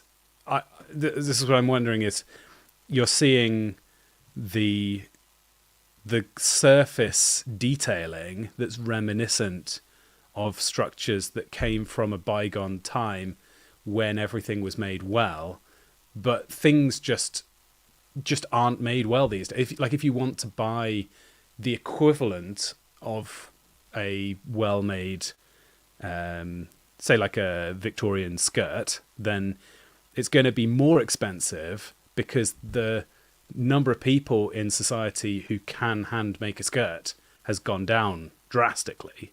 So even replicating the same things that existed in the past costs more in terms of pure hours invested. Hold up a second. You're telling me that exporting all of our manufacturing and production to China has maybe had a negative consequence on society? No. The line's gone up. That's So, for example, this building, Sam. right? So Yes. they are, like you said, they're putting a turret on the top of the building that is completely superfluous. It's not serving a function like the original Well, buildings. But would have- a lot of the 19th century Scottish castles had superfluous turrets, though. At the same time, I'm all for, like I don't necessarily mind like the idea of a folly or something Yeah, sure. ridiculous. Yeah. But it's the like, it's point not is done well, that the turret on the difference here is that the turret that was on the Scottish castle was built as a piece of an incredibly expensive enterprise where no corners were cut. The from the earliest moments of its conception, it was being handled with skill and with care and passion, whereas this has kind of been cobbled together by amateurs who are just like, they liked the product of they maybe they've seen or even visited a Scottish castle and they were impressed by it. They just don't understand that to replicate it is completely, I'm arguing it's completely impossible for them to do. Not just that they could like, if you sat down with them for a week and talked to them about how the original Scottish castle was made, they wouldn't be like, oh great, well now I can do it. They'd be like, oh great, I need to give up because it's out of my something tells me this guy would not give up. But this is also what I was trying to say about ages and again recognizing the time we're in, and we need to humble ourselves artistically. We need to say, look, we're not able to create these grand dramatic buildings. We need to create something that's just true and honest and simple. I've just thrown in private chat what a proper Scottish castle should. By the way, this is such a mean thing to do to this poor guy who's made his McMansion. No, you're completely humbling him here. No, I just feel like a gut punch. For if on this is like when the you guy see who those built the original tattoos. thing has just been completely flattened by that. These tattoos where you see like this is the image they were going for, and this is right. the tattoo they did.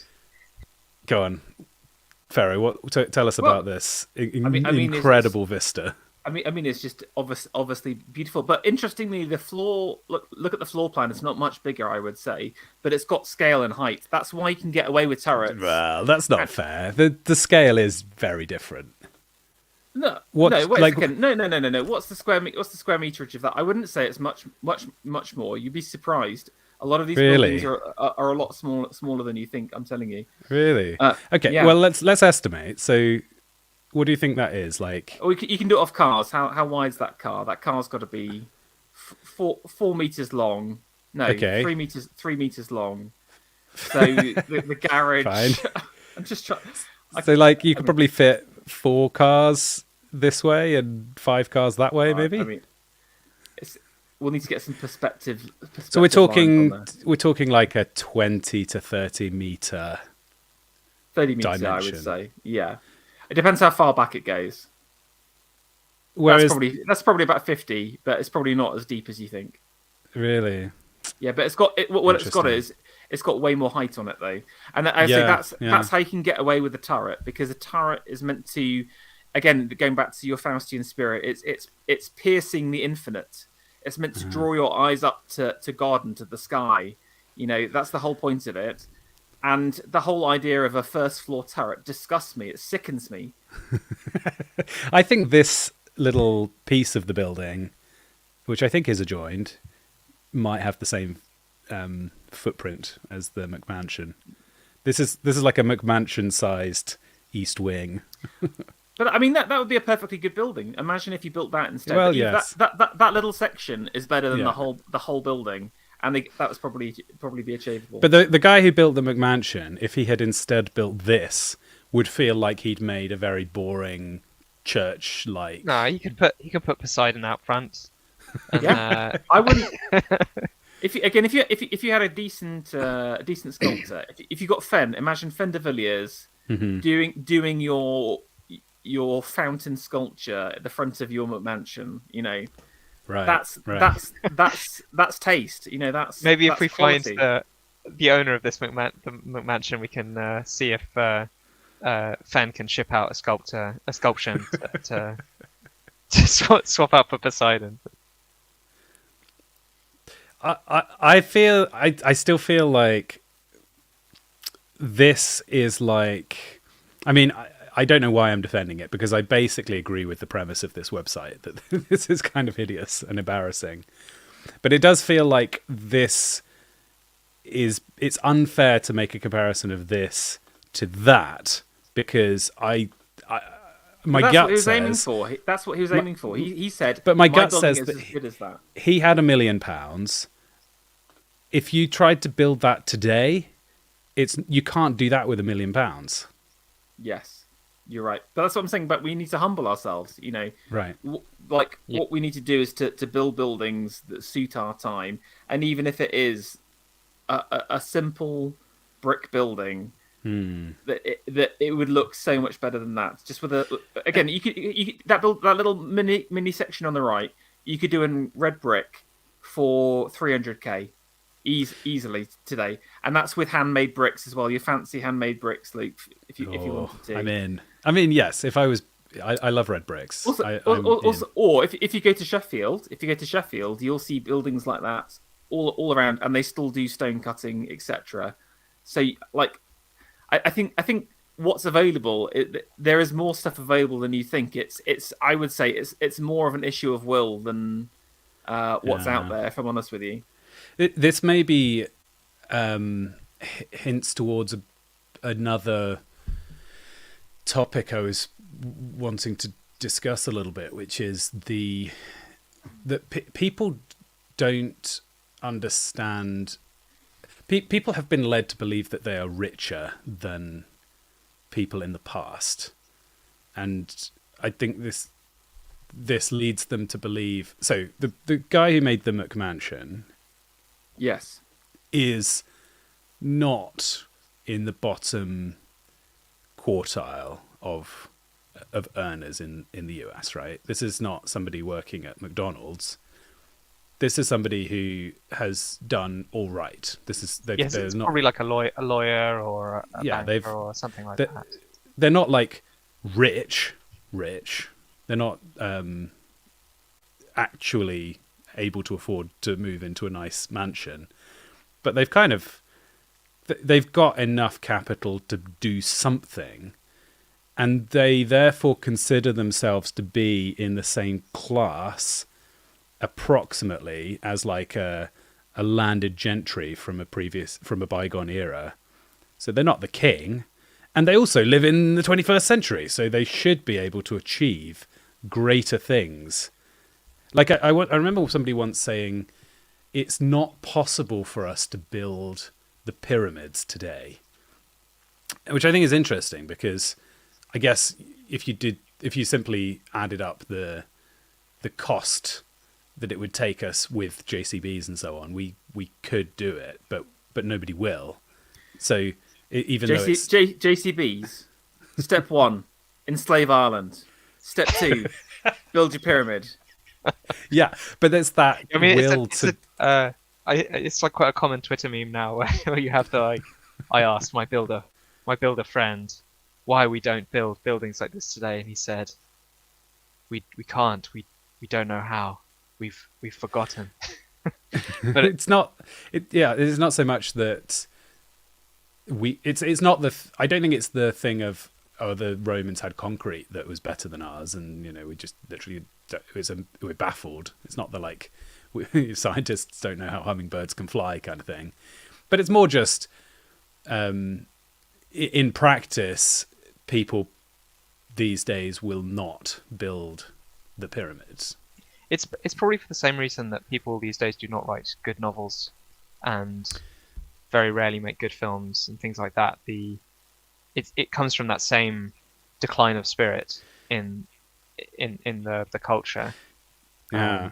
There's something really beautiful. Like an Aztec temple in the middle of the jungle, and it's still standing, and it's got vines growing all over it, and it's half collapsed, but it still looks mighty after hundreds and hundreds and hundreds of years of complete. It's been in the elements with every type of weathering, and it's kind of like the weathering effect has revealed its inner strength. It's actually more beautiful to see the true kind of power of something. I feel like it's a bit the same with, people can age well. If you, as you get older, if you haven't abused drugs and had loads of plastic surgery and so on, you can kind of reveal in your old age the natural aging process, like, shows a kind of genuineness about yourself. That's what I tell myself every single day in the mirror.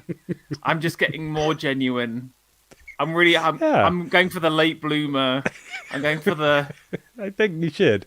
I often say that I am shooting for being the wise old man on the mountain. The guy who people come to with a problem, and I can just say one or two words, kind of almost like you say something that they have to go and ruminate over, and once they've unlocked the wisdom that you've given to them, then they're like, wow, what a stalwart defender of all things virtuous and good in my 90s. That's the fullest version of Luke. Apart from, there's no mountains in East Anglia, so it'll be like a field somewhere, tucked away, like a hedge. But East Anglia is like the Shire. You have to leave East Anglia. You have to go and then you return to East Anglia after your adventure. So I won't build a mountain. You don't go to East Anglia. So the future East Anglians may climb your East Anglian mountain.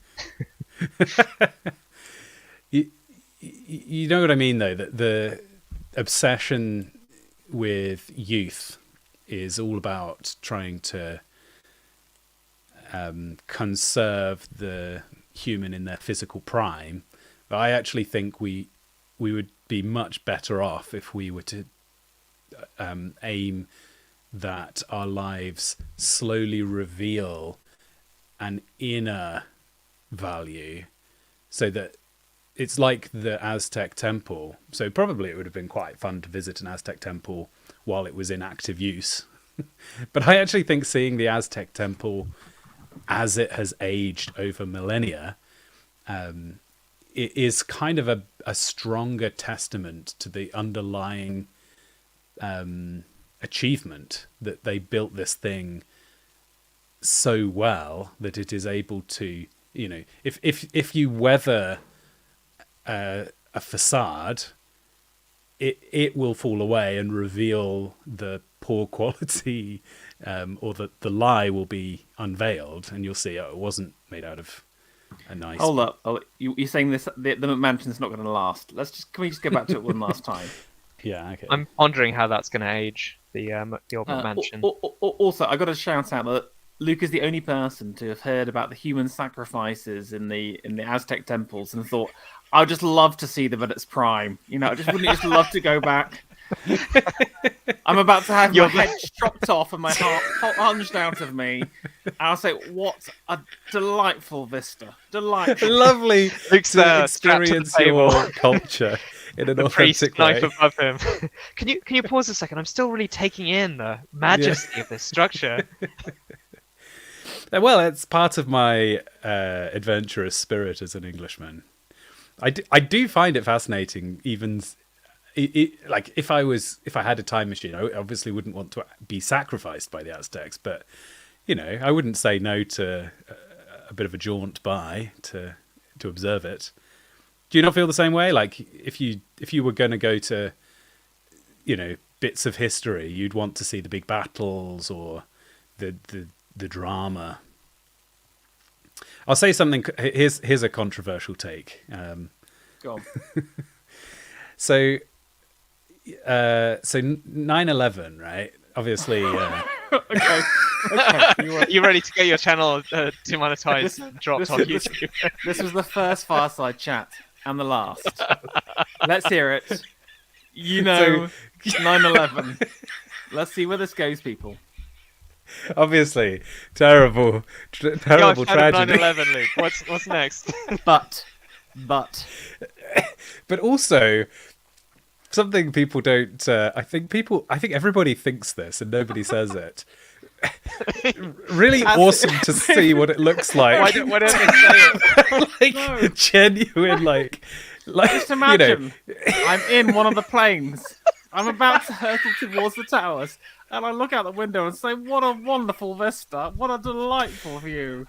Nobody could tear their eyes away from the footage. I don't think there's stream. I disavow all association with the channel. Yes, the people are referencing Norm Macdonald in chat. Very good. But there's a reason that people watched the footage. It wasn't nobody was like, they heard what happened, they watched the footage and were like, oh, I wish I'd never seen that. I'm never looking at it again. Everybody was glued to the TV and watched the plane hit over and over again. There's this kind of, obviously the emotional reaction of everybody watching it was horror, but there was also like mixed into that. There's a kind of, it's incredible to have witnessed, the equivalent of a Hollywood blockbuster movie, but for real. And in the same way, like, I think deep down, if people had time machines, they'd go and watch all the big tragedies, the destruction, and It would feel a bit of a waste to have a time machine and then simply return to some sort of field in the middle of nowhere where it was all quite placid and you just watch the peasants harvest wheat for a few hours. You'd want to go where the action is. Suppose, let's say for the sake of argument, like imagine there was nobody in the planes and there was nobody in the buildings, and it was like the most expensive movie set they'd built the whole of New York for what, you're real. saying that the whole of 9/11 estates now, like a Christopher Nolan, I'm gonna do it for real. All no special effects. It's all props. You're not telling me you'd be a little bit curious about what does it look like to have a jumbo jet flying into a skyscraper and then the whole thing collapses. Like, that is, I mean, as I say, obviously terribly tragic, all the people dying, but there's a level at which I'm like, also fascinating. Really, I got spectacular. I interestingly wasn't that captivated at the time. I don't know whether I'm just like really interesting. Literally an emotionless psychopath. Are you both too young to remember? Were you little I kids? remember when it happened. Yeah, I came home from school and the TV was on, and my mum was doing the ironing. Yeah, I do remember it. Yeah, that's it. I remember my parents watching, and I watched for a bit, but I wasn't that captivated by it. Obviously, mainly confused, and again, it's difficult when you're a child, as you don't know the kind of the kind of depth. But I didn't know. I found it very morbid to watch the whole thing and over and over again. It was like I don't know. I didn't like. Interesting. But my parents were obsessed with it. They had it on the news all the time, constantly for like the next 7 days, basically. So I remember it, but I think most of the it's kids didn't know anything about New York, so I didn't even know that these buildings existed, let alone. Yeah, that's true. I also wasn't aware of the World Trade, the Twin Towers until 2001, which really was too late to find out about them. It was the worst. If I was ever hoping to visit, then I needed at least a couple more years notice. I'm interested to hear that you didn't find any. Maybe that's just me. I don't know. I think most people kind of do have the same reaction as me, though. I think you're the outlier. Right. I mean, you do just need to see any car crash on the motorway and see the people lined up. Yeah. Who wants a rubberneck and want to see it, and not even out of. I think most people want to look not out of morbid curiosity. I think it's more, maybe curiosity is the right thing, but not necessarily like out of ghoulish intentions. I don't think it expresses a lack of compassion for the human tragedy of what was happening. It's just an additional layer of. I kind of think we should be able to sort of separate the two things at once and say, I am simultaneously, horrified about the events of that day, but also there is this kind of I think it's an amazing bit of footage to just see that actually happened, and we have video of it, and it's people put explosions in Hollywood movies for a reason. It's kind of a raw, deep, guttural interest in fire and large animals and large events and large objects. There's kind of a raw spectacle of. Okay. I've got a question for you then. I've gone to Luke's time travel tourist agency. You're going to take me back to the 5 greatest tragedies. Okay. Thank you for coming, sir. Would you like a spirit? We've got some Lambda spirit. Oh, yes. Yes. You be sipping that. What are you recommending people see as their tragedies? You know what I think would be good, actually? I was having a think. I'm going to answer my own question here, but yes, please. Vesuvius, I bet would be fascinating. Ooh. Well, there you go. You can't tell me you're going to go and watch people being burnt alive at Pompeii and then turn your nose up at me and make me feel bad for having the slightest interest in 9/11 footage. That's basically I'm going to say it. No. Vesuvius was the 9/11 of the ancient world. What? The Emperor said we're going to have a war on volcanoes. Yes, some troops out to plug up every mountain. I gather that we had an event a couple of weeks back that was apparently 9/11s in one, which is it was a Holocaust level event according to Ben Shapiro. My friend at uni had a wonderfully irreverent sense of humour, and he once spilt red wine on his white chinos and described this as having been a holocaust of 9/11.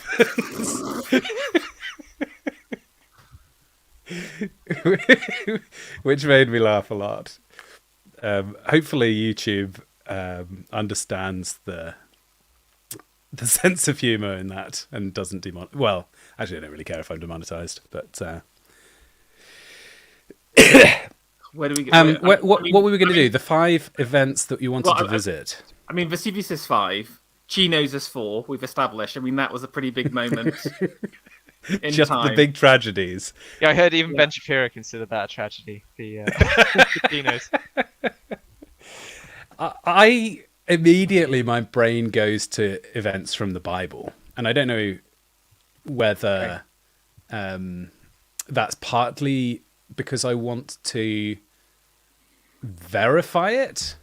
I mean, I would just want to go back to when Moses was young, give him a GoPro, and say, just wear this. We'll review the footage the whole later. Time. Yeah. I think it's just like the sheep years are really dull. Let's skip forward the sheep. Yeah. I always used to want to have a close-up camera on the feeding of the 5,000 because I was just curious about, okay, you start with a certain mass of food, and by the end of the event, it's multiplied, just in a really engineering sense. Like at It's the what moment nerdiest does thing this... I've heard this whole month, Luke. It's the worst. Okay, well, all right. Sure- What about the Surely it's got to be the flood. Flood has got to be number one. Surely. I think the Number one creation of the thought world. I want to see, Okay. you know, That's not a tragedy, though. That's not a tragedy. It's a that's tragic the event. opposite of a tragedy. Luke's tourist guide has to be tragic moments. You said We have a That's what time it is. machine, so we can go into the future and see the end of the world as well, right? We could clear That's up a also- few That's not tragedy. prophecies. Apocalypse isn't tragedy. I mean, you can clear I up those I prophecies think by the- going to Jerusalem at 70 AD, I think. Much like throw in the my preterist Yeah. view. well, much like the best stories, I think a Luke tour would start with something quite good, go to very dark places, and then finish on a real high.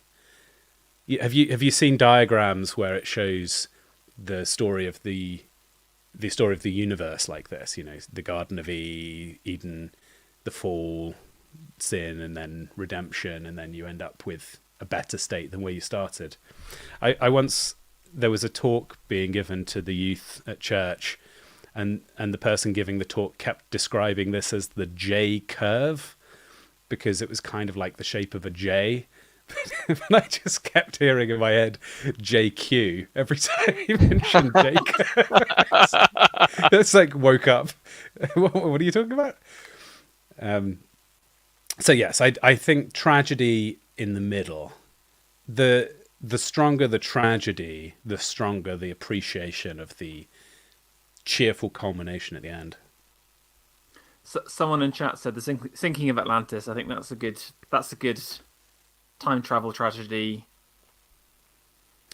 What do you think about the burning of the Library of Alexandria? Because I've heard people say that that is a measurement of how middle class you are. Is how much you care about that. Well, the thing with that is it wasn't one event as well. So the Library of Oh, Alexandria burned on multiple occasions, and sort of it's more like it gradually lost its volumes and its prominence through a series of. That's not going to be much fun to visit then. What about the Fire of London? That would be more fun to watch. That's a good one. That's a great one. People pulling down houses, because they had to try and stop it. Yeah, because obviously all the houses were made out of wood. You'd have firemen that would literally tear down like a couple of houses to create like a bit of a break between to prevent the fire spreading. So there's that. You've got Samuel Pepys burying his cheese. Do you know this story? No. So Did it work? Well, it did work. It did work, sir. Pepys Amazing. was part of the Carolingian court. I think he was like down as some kind of naval position, and he hears about the fire relatively late. And obviously, Pepys's diaries. He kept meticulous diaries, including all of his dubious sexual liaisons with various wives of people. It's like he was a very, very terrible, wicked man. But during the Fire of London, the first thing he does is to get his entire wheel of Parmesan that he recently procured from Italy and to bury it alongside his gold because it was worth so much cash. And so he was worried about it. Then he took a boat down to see the king in Hampton Court, and then took a boat back to Cheapside to try and help organise the fire. But it's really worth reading his description of it because he's just a hilarious character, and also like it's a very tragic, hugely tragic moment, and that's got your JQ curve in there at the end because you've got the kind of rebuilding of London, you've got St Paul's, you've got like Wren's churches, so there's kind of like there's this rebirth of London, and a lot of London as we understand it today comes out of the Fire of London. So that's kind of like cool. a phoenix. I mean, I don't want to double down on controversial takes in this stream, but here's my next controversial opinion. Go on. Cheddar far superior to Parmesan in every way. Yes. I mean, Yeah. in terms of flexibility, yes. In terms of taste, maybe. Taste is a difficult one. What are we talking? What kind of mature level do you go to? Would you say with your cheddar normally? Well, if you like I like all maturity levels. I think there's enormous value even in a very mild cheddar. But if you 100%. if the thing that you're looking to replace with Parmesan is that slightly offensive nature, you could go for a mature cheddar and put it on your bolognese. That would be the most analogous. I'd say you need a mild cheddar for like the sauce. Because again, the crystallization, part of the maturity is all the calcium crystals coming out of the cheese, and it becomes very calcified, and it becomes literally more crystalline in nature. Wow. Which I'm really fascinated from as a material scientist. You have with all plastics have like a glass transition temperature. Most plastics exist in both a glass and a crystalline in a crystalline and a non-crystalline state. The same is true with cheese. Depending on the maturity level, it becomes a crystalline object. But that's why also when it breaks, it kind of fractures like a rock. If you see a very mature cheese, yes, that's how you can tell quality. You need a certain amount of like fats and calcium content. Interesting. I'm afraid I'm going to have to drop out. Pop out. Well, thanks for joining. Thank you so much for having me. It's been a delight. I look forward to come hearing, again. I'm hoping your to other do several of these. disasters and more conversation on cheese when I listen back to the end of this later. But yes, I've been sort of falling asleep. Thanks so much for 20 minutes. Thanks so much for being here. My bedtime, so. Fair, Great. Thank you very much. Good night. Both later. Night night. Yeah, I will stand by cheddar as being the king of cheeses, and I'm going to lose even more friends by saying that if I was to pick a second cheese to conserve, I'm going to pick, for the sake of the hamburger or the cheeseburger, which I love dearly, it's going to be a like fake American cheese. That's the second cheese. Like if I want to make a burger, I'm not putting cheddar in it. I'm going to put a slice of plastic. How about this? Consider a double Gloucester instead. Like what you need is, because what you need is it has to be super mild. It has to be very elastic when you heat it up. Okay, but I think part of the appeal of a good burger is that it is making no pretensions. It's not trying to be. It's a type of food that is all about comfort, and you remember this discussion about the slop that went on a few weeks back. Oh yes, yeah. But there is something about an unpretentious. There's an aspect to the word slop that actually appeals to me in terms of food. Like this kind of gooey, unrefined, but like truly enjoyable fast food experience.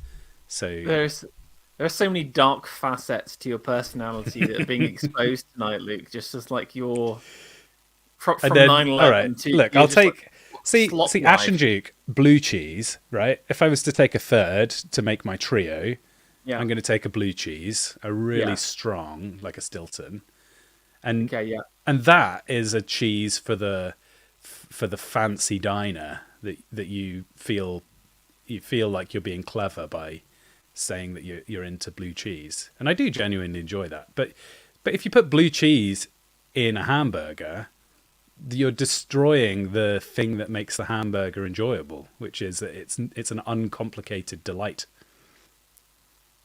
I think there's some truth in that. I mean, it's all about the meat, though, isn't it? That's what you're sort of leaning on.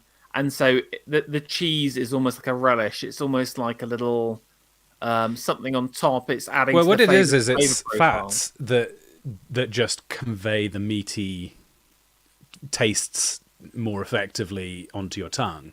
So you don't want the cheese to bear a strong flavor of its own, because Agreed. then you're And mutating the taste profile from being a very highly savory burger experience to Yeah. being this kind of French cheese experience. Yes, yeah.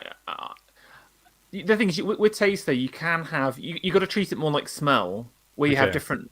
different notes. That's why you have like a herb mix, for example, because different herbs are hitting different like notes, different levels, etc.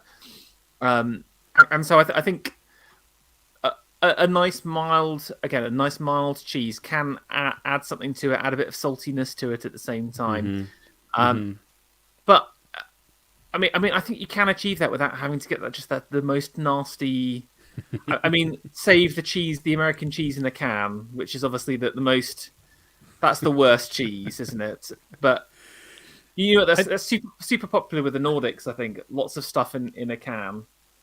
I wonder if has anybody experimented with putting like a cheese sauce or a bechamel in a burger. I think that could be a success.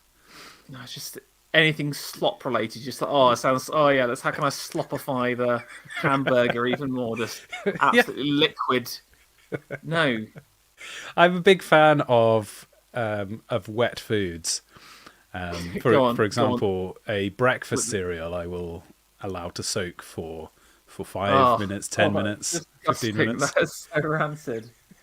Oh, do you mash your Weetabix? Don't you? I bet you just. I never ate Weetabix, but yes, I imagine I would. Oh. I know my mum eats mashed Weetabix, yes, and mashed banana in a sandwich as well. Oh, mashed apples. You turn it into a like. That's okay. That's okay. Like an apple sauce. An apple sauce is okay, but yeah, hold on a second, because that's with ice cream, maybe. No, with ice cream. An apple sauce. You could crumble some digestive biscuits on top. I think this conversation, what stops the world ends, says Philip Grit. I don't think there's any end to this conversation, but I do think I'm probably revealing too much of myself. It's so dark. The thing is, people will pretend that they don't like eating slop, and they will pretend that they didn't get a certain glee from watching the explosion of Tower 2. But it's all the same lie. It's all the same. Now that is the darkest thing. I think on the slop front, the slop question is interesting for me because again, like I don't mind a bit of fast food now and then, etc. And I saw some of the pro arguments, but like for me, in a world where you had to have one or the other, I would always choose your traditional British foods, and I do really love like the flavour of meats in a purist sense. And the whole point of slop is to disguise low quality meat in a plethora of herbs and spices, so that all of the original flavors are lost. So Italian food, I'd say, is the pinnacle of presenting high quality ingredients with very little elaboration. It's like we've made a simple dish, and the ingredient, like the individual parts are each by themselves delicious, and we present them in a simple recipe, and there's no frills, there's no covering things up. The Italian cooking is the Aztec temple of cuisine. Like, it's a genuinely hearty, truthful type of cooking. And then the opposite to that is maybe like an extremely strongly spiced and spicy curry, which is so many layers of flavor that you could probably be eating a Yeah, I mean, a rubber boot. You put in mystery meat basically. There is a reason why. I often frequented Smithfield Meat Market before they moved it out, and for those who don't know, it was one of London's last traditional like food places where you could rock up at 3 o'clock in the morning and buy meat for the day, and all the restaurateurs and butchers would do that. It's like a proper traditional place.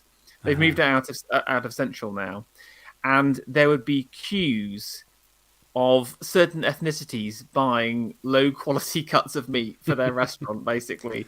For example, like the goat queue from Africans was always just tremendously large. And you think that, like, because it's just like, if you've ever had like a Jamaican goat curry before, which is very delicious, I love the flavor is very nice. But what they're doing is disguising a very low quality meat in a plethora of spices and overwhelming herbs. Okay. While if you bought the most expensive thing there, which is going to be, a flank of sirloin or a fancy cut, it's just all about the meat, and then you wouldn't add anything to it. That's the thing. It's about the flavor of the meat. Mm-hmm. We've had a comment that says, "Pure cope. Italians are the most pretentious peasants in the world." But I noticed this is somebody with the screen name Caravaggio. So I don't know how seriously I should take this comment. Caravaggio did flee Italy, of course. Interesting. So this might be the actual Caravaggio. Yeah, maybe. He's actually in a time machine, and his one of his top 5 tragic moments was. Well, he knew this stream would be a disaster, so he's here to watch it unfold. Exactly. Yeah. Just imagine if this stream precipitated the fall of the, Could do. I mean, it's pretty big. I wouldn't say I spent a huge amount of time in Italy. I mean, probably like a month of my life in total, right? Okay. And I would say the food is pretty good. I think I'm not sure about this kind of. I mean, I think you were kind of like a bit too shining of it. I got to tell you, it just reminded me of this one time.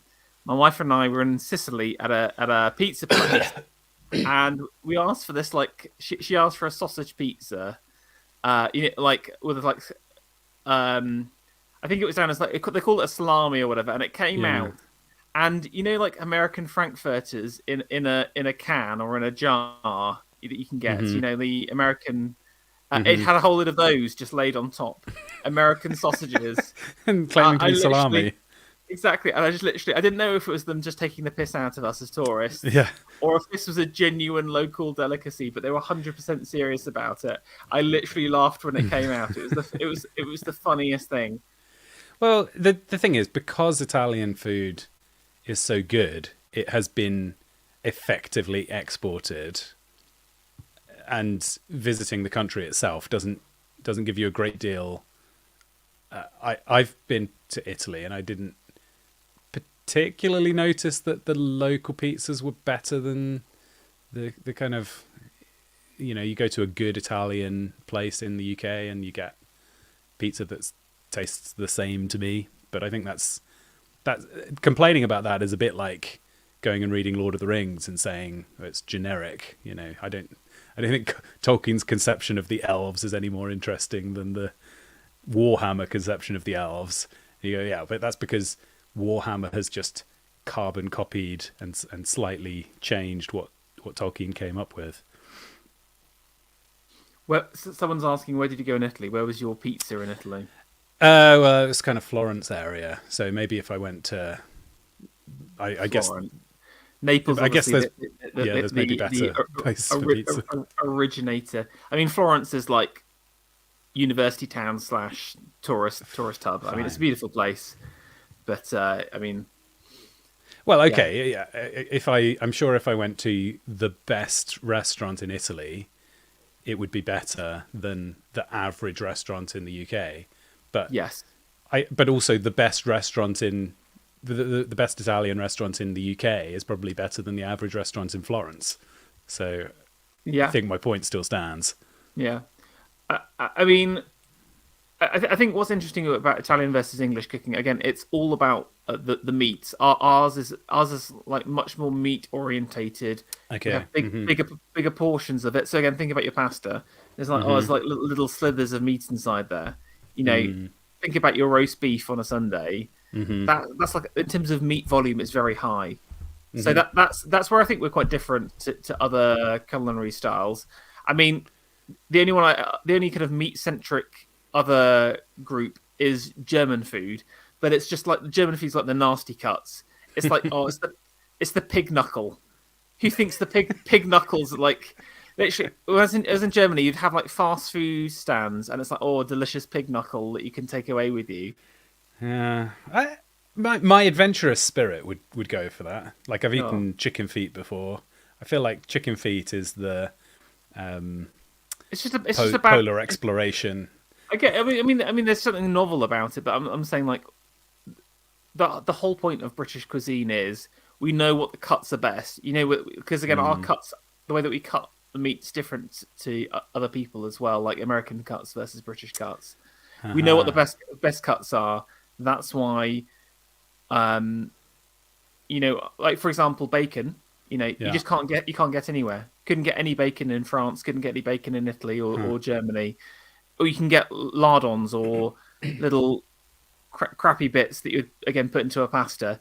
But that's because we have a specific cut of like which one, it's like top, whatever, the back of the pig or whatever, that is very rarely used outside of it. I only kind of clocked recently that the reason there is a poor opinion of the British cuisine worldwide is because the cooking that we do has basically been destroyed by post-war rationing. Like people cooking British food authentically started making dilapidated, horrible versions of it because they couldn't get access to good ingredients anymore.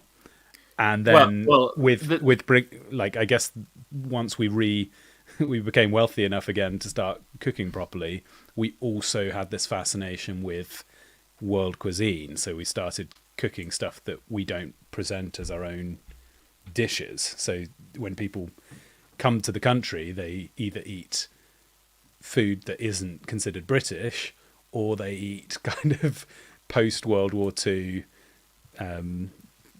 horrible versions of. Am I characterizing this correctly? People are saying Anglo Cope in the chat. Firstly, I can see a Nord and a Pole, both of which has the worst food in the whole of Europe. Poles, you make crap pasta and then like claim it's an amazing meal. It's like worse than Germany. Like, your food is disgusting. And then Nords, okay, we get it. You like fish. You like if it's fish, it's okay. Like, just seriously, don't even try and come at us because your food like is so bad. It's actually hilarious. Is it Anglo Cope? I think there's a bit of a cope to it because I do think that we sort of lost our way in terms of chefing a little bit. But also, I think the whole kind of seasonality of food has been lost. You know, there were different.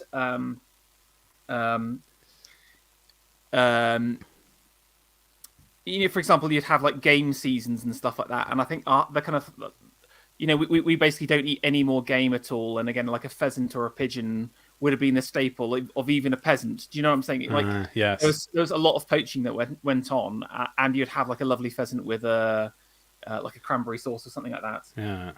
So, but people are eating the McMansion equivalent of, like, it's a poor reconstruction of the traditional food that was cooked in the country. Often, but like Sayed Olof Ors. That took me. I had to boot my brain up to try and pronounce that. So sorry. Your name is hard for me to say. All I know is that Iron Chef never had an Iron Chef English. But who were the Iron Chefs? I know, obviously, I know the program. I don't know which were the. I remember they had a Szechuan one, Chinese cooking. Oh, I got to look. the point is that this may be part of a broader conspiracy, a sort of anti-Anglo, there. What is the culture of the native English? It doesn't exist, right? We were just a blank page to be written on by everybody who's arrived in the last 100 years. Is the kind of, that's what I'm suggesting, is that the underlying English contribution to culture is being deliberately hidden by the Iron Chefs, primarily. I mean, obviously, blame the French for this. There's loads of satirical things about British food during the Napoleonic era, interestingly. But then the kind of rebuttal to that is that how well fed the British are compared to the French. I don't know if you've ever seen some of these like punch comics. I'll have to bring them up. Shall I Google? Yeah. Punch comic French English eating, maybe. Okay. I think after 2 hours of streaming, we can leave the viewers with 10 seconds of dead air. Is that fair? No, it has to be. No, I can't. We have to fill it. Okay, I think I found something. It's on eBay. 15 quid. I could get myself a copy of this Punch cartoon. I'll bring up the one. Oh yeah, no. If you've got a link, send it to me. I've got the link for this one. Hold on a second.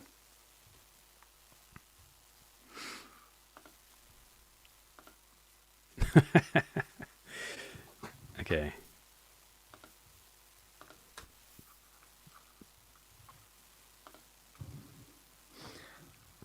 French liberty versus British slavery, and I just love that this is your French Republican eating what looks like a spring onion, and just you can't really, it's hard to read the writing, but I think he's basically just like sweet. He's like sweet democracy. It's literally like sweet democracy. Look at the delicious food I'm eating. I'm living in this I'm living this Rousseauian French dream right now. The milk and honey. And then let's go over. Look at this glorious gouty man. Absolutely disgusting. They're rain with their taxes, so they're complaining. But meanwhile, what's the actual lived reality of these two people? The Brit is moaning about being taxed whilst luxuriating. I mean, look at that. Look what he's eating. I mean, just pure beef. Pure beef and beer. I mean, that's absolute. I mean, this is a totally disgusting caricature, but I mean, that's part of the whole point of the comics. Is yes. It isn't meant to be pure propaganda in terms of like painting one side. It's a morbid look, and obviously, he literally is like potted with disgusting gout. He's a horrible figure in his own right. Yes. But I love it. That's but the liberty versus slavery comparison is still one that is quite current, in that people still completely fall for the myth that liberty is all you need in life, and actually most people would be much happier with a good quality of life with less freedom. The freedom to, but although the kind of modern version of this is people this size eating a poor quality meal versus, that should be on the liberty side, right? Yes. The results of liberty has not been people wasting away. They have now grown to this enormous physical size, but the amount of vitamins is probably less than the spring onion per meal. No, exactly. And then the slavery, you want to imagine the Chad meme here, eating meat but being a gym warrior. If I was going to turn this into propaganda, I mean, I agree it's more interesting to have kind of poking fun at both sides, but again, I think again that's part of the British spirit, is to just take the piss out of ourselves constantly at the same time. This is like the sort of nothing sacred in terms of the kind of caricatures as well, but it's more effective because of it. I think if it was just a raw propaganda image, then well, nobody would believe it if it was, and that's probably the weakness of current meme culture, because it would be like I suggested. You'd have on the left the soy face meme eating plants, and on the right you'd have uber mensch, and then you go outside and look at these people who are claiming to be the Chad meme, and you go, well, that doesn't live up to what your lifestyle is not producing it's not producing the fruits that you're implying. So it's obvious that this is propaganda, versus this cartoon is kind of an outsider sort of third person perspective, I suppose. I don't know if that's a bit third positionist fence sitting in a way. Because I guess you could look at this cartoon and say, well, obviously if you were to combine the liberty with the slavery, if you were to combine the French and the British, you'd have a decent quantity of meat, and you'd have some vegetables, and you would be at a moderate weight. So if you were looking at this as propaganda, that would be the takeaway, wouldn't it? That these are two extremes, and the wise man is in the middle, with a bit of liberty and a bit of slavery. No, the wise man is just absolute beef maxing right now, just driving himself into an early grave. This is the face of wisdom. Oh, God. He's so disgusting. I mean, I just love the eyes as well. He's sort of looking out into the distance. Looking into the middle distance, glazed over in a sort of meat coma. That's it. It's a 60-yard stare of a man who's eaten half his flank of beef. And he still feels driven on in a kind of beef and beer-filled nightmarish existence. It's like in a perpetual state of eating. Yeah. Someone's asking, was this made by an American? No, this is made by a British person. This is like a satirical comic. I mean, they're so wordy. I mean, if you ever look through some of them, right? There's something over the mantelpiece here. There's they're so clever. They're genuinely just like too advanced, I would say. Like, even for me, I don't get like most of the jokes. Basically, you have to have like, there'll be references to like classical, classics and stuff like that in some of them as well. So, yeah, I do feel a little bit robbed of. I think over my education, and I don't have a very high view of its value to me, especially by the time I was a teenager. I think it was quite a waste of time. But I feel like the least they could have done is given me the kind of dinner party conversation. I should know about the kind of historical references that I've had to claw back in the last few years. I've suddenly kind of realized my historical illiteracy and have started trying to rectify that. But it's a bit too little, too late, really. What I think it is, it's the increase of specification in our learning. Did you ever have a ruler with all of the kings of queens of England on it? Do you remember those? I've seen such a ruler. I didn't own one, but I know what you mean. Yes. There was a time where people would learn about every single person on that list. That's crazy. And the knowledge they would have was way broader, deep. I would say. Well, no, but it was kind of like it had this. I see what you mean. Not deep, but broad. Yeah. Yes, exactly. Yeah, While today you will learn about what you'll do King Henry VIII, but you won't do any of the other Henrys. Yeah, but you'll learn about like King Henry VIII's black trumpeter and like how he was feeling on a Thursday, you know, just like super niche details, and like languishing over like so much depth. But the problem is that it gave you huge like gaps in your knowledge and understanding of certain time periods and what went on. While I feel like in the past people had much broader senses, but with a strong classical base as well. We've totally lost that. Like I did classics at A level, but again, someone like Pitt would have done classics when he was like 11, or he'd be reading Ovid when he was like 10 or something like that. And that's what's changed, I think. So the refrain from the Holocaust memorial stuff was always you have to learn history or you will be doomed to repeat it. Yeah. But I mean, we covered the Holocaust pretty much every single year of my education. Well, that's it. Yeah, studied it, kind of implying that it is history. It's the beginning and end, the whole story. And actually, it was just a very, very tiny piece of everything that's happened throughout history. And we never even covered the direction the shadows of the chimneys were going, so we didn't even know.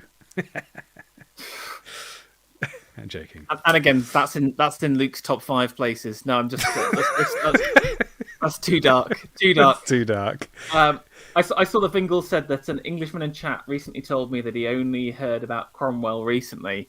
I think part of the reason why they don't want you to learn about like British history for real is that there's so many interesting things about it, so many good like powerful figures. Again, I'm fascinated. I love Cromwell so much. I think he's such an interesting character with so much depth. People write him off as this Puritan bore, but I genuinely think I genuinely think that he's this kind of conflicted. If you read his diaries, read the stories around it, he's a conflicted man of genius, a brilliant general, etc.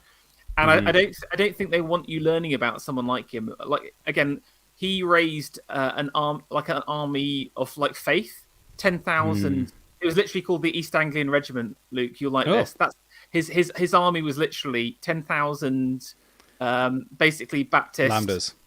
But it's like 10,000 Lambdas on horses, and he took over. It basically like he won the wars with his based East Anglian Puritan regiment, basically, and they would start the days with morning prayers, etc. It was totally fascinating guy, but they don't want you. I think they don't want you learning about that because I think it's interesting and exciting and exhilarating, and they want you learning about, like a boring wife of Henry VIII. I think he's he's obviously an important figure, but at the same time, there's just so much time and effort expended on these like total guff, totally boring areas.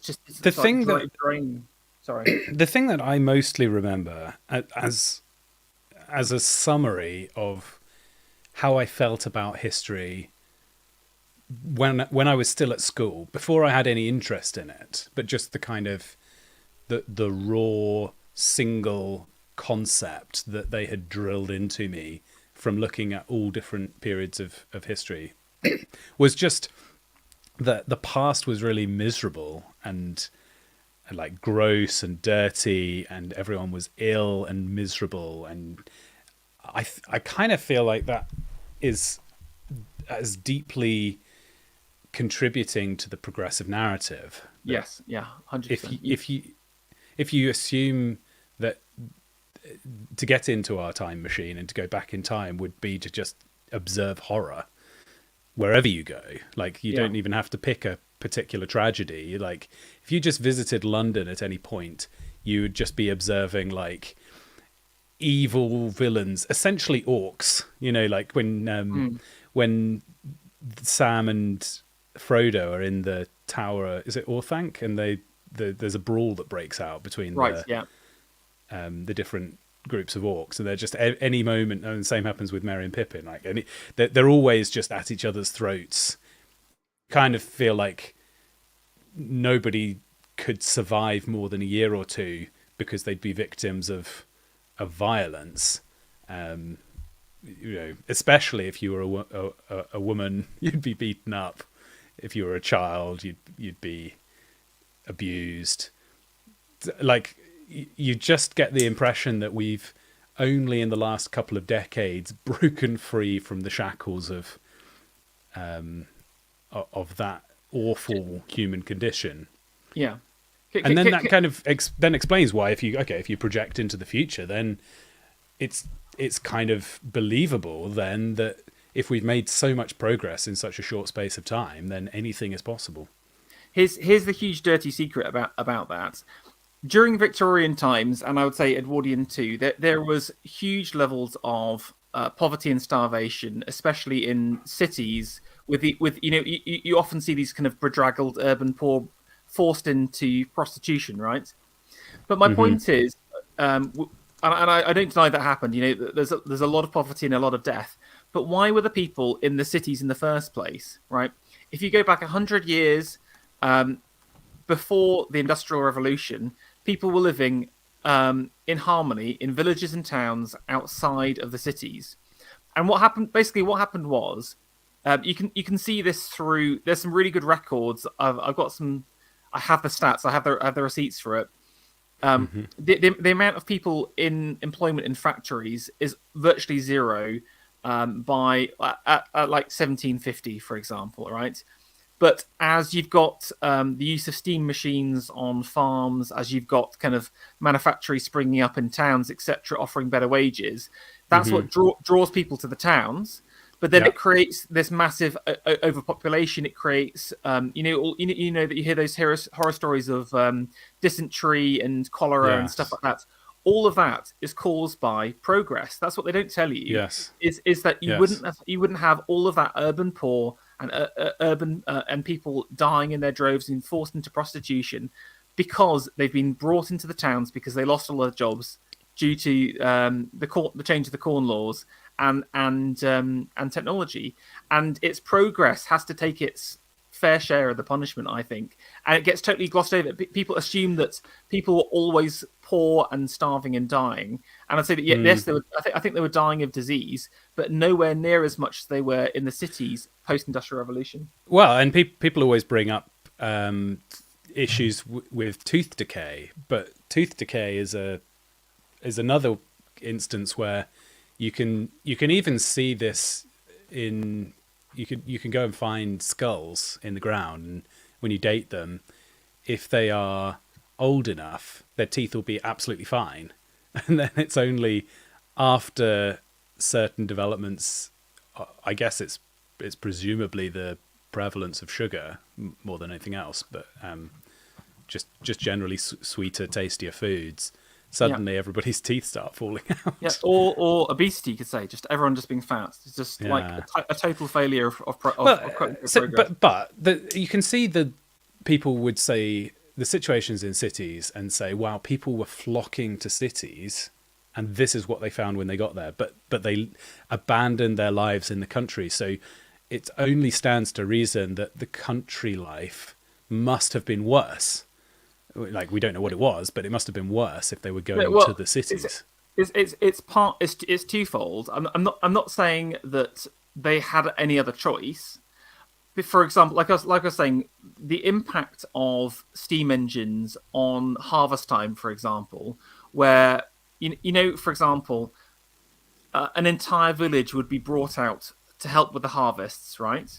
But then you have the introduction of like automatic threshing machines or steam plows and stuff like that. You're reducing the job and the labor of 10, 50, 100 men down to one man in a machine.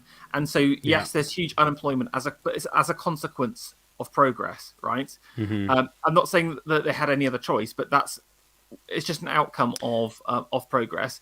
And then secondly, there was a twofold thing with the factories where they lured people in and then pulled down their wages at the same time.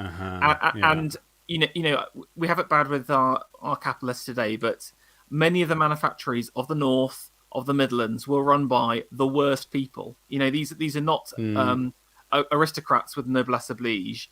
These are Okay. merchants of the worst order. Again, these are the people that Carlyle are railing against. These the captains of industry, the sham Industry, captains, yeah. because they were screwing people over and reducing their wages down, importing Irishmen, to break strikes, etc., and causing this poverty. So it was a dual cause, I would say, but it's all tied into progress at the same time. Yeah, and I agree. It's kind of a realization I had in the last year that the rural life had become unsustainable. Like it was not just a pull to the cities, which is the way the story is always told, but it was a push. So yes, you if you go back far enough, people were living in small communities in the forest, but then the land all became owned. So now, if you were not rich, you were a serf, and actually, in some ways, you could argue that your life was better because you'd have some access to, better buildings and nicer foods in some ways.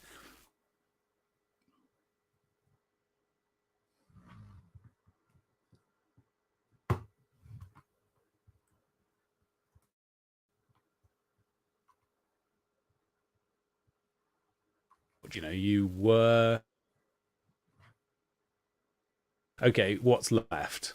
You can go to a city, and actually, the city can still make use of you, but the lifestyle you're going to have in the city is going to be worse than your parents' generation was. Well, that's it. Yeah, and I think the same thing is going on now. Like if you could destroy all mechanical equipment, every man with a healthy body would suddenly find themselves able to be employed in a way that they previously weren't, and then they'd be able to generate wealth in a way that had been made unavailable by farming equipment.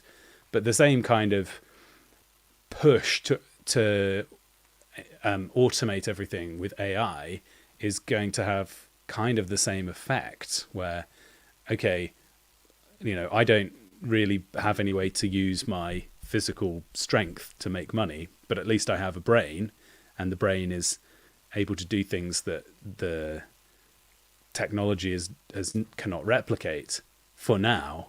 But I do think that will not be true for very much longer. It really seems like we're at a tipping point where people will probably be kept alive, but I don't know if we can expect their existence to be better than it was 50 years ago.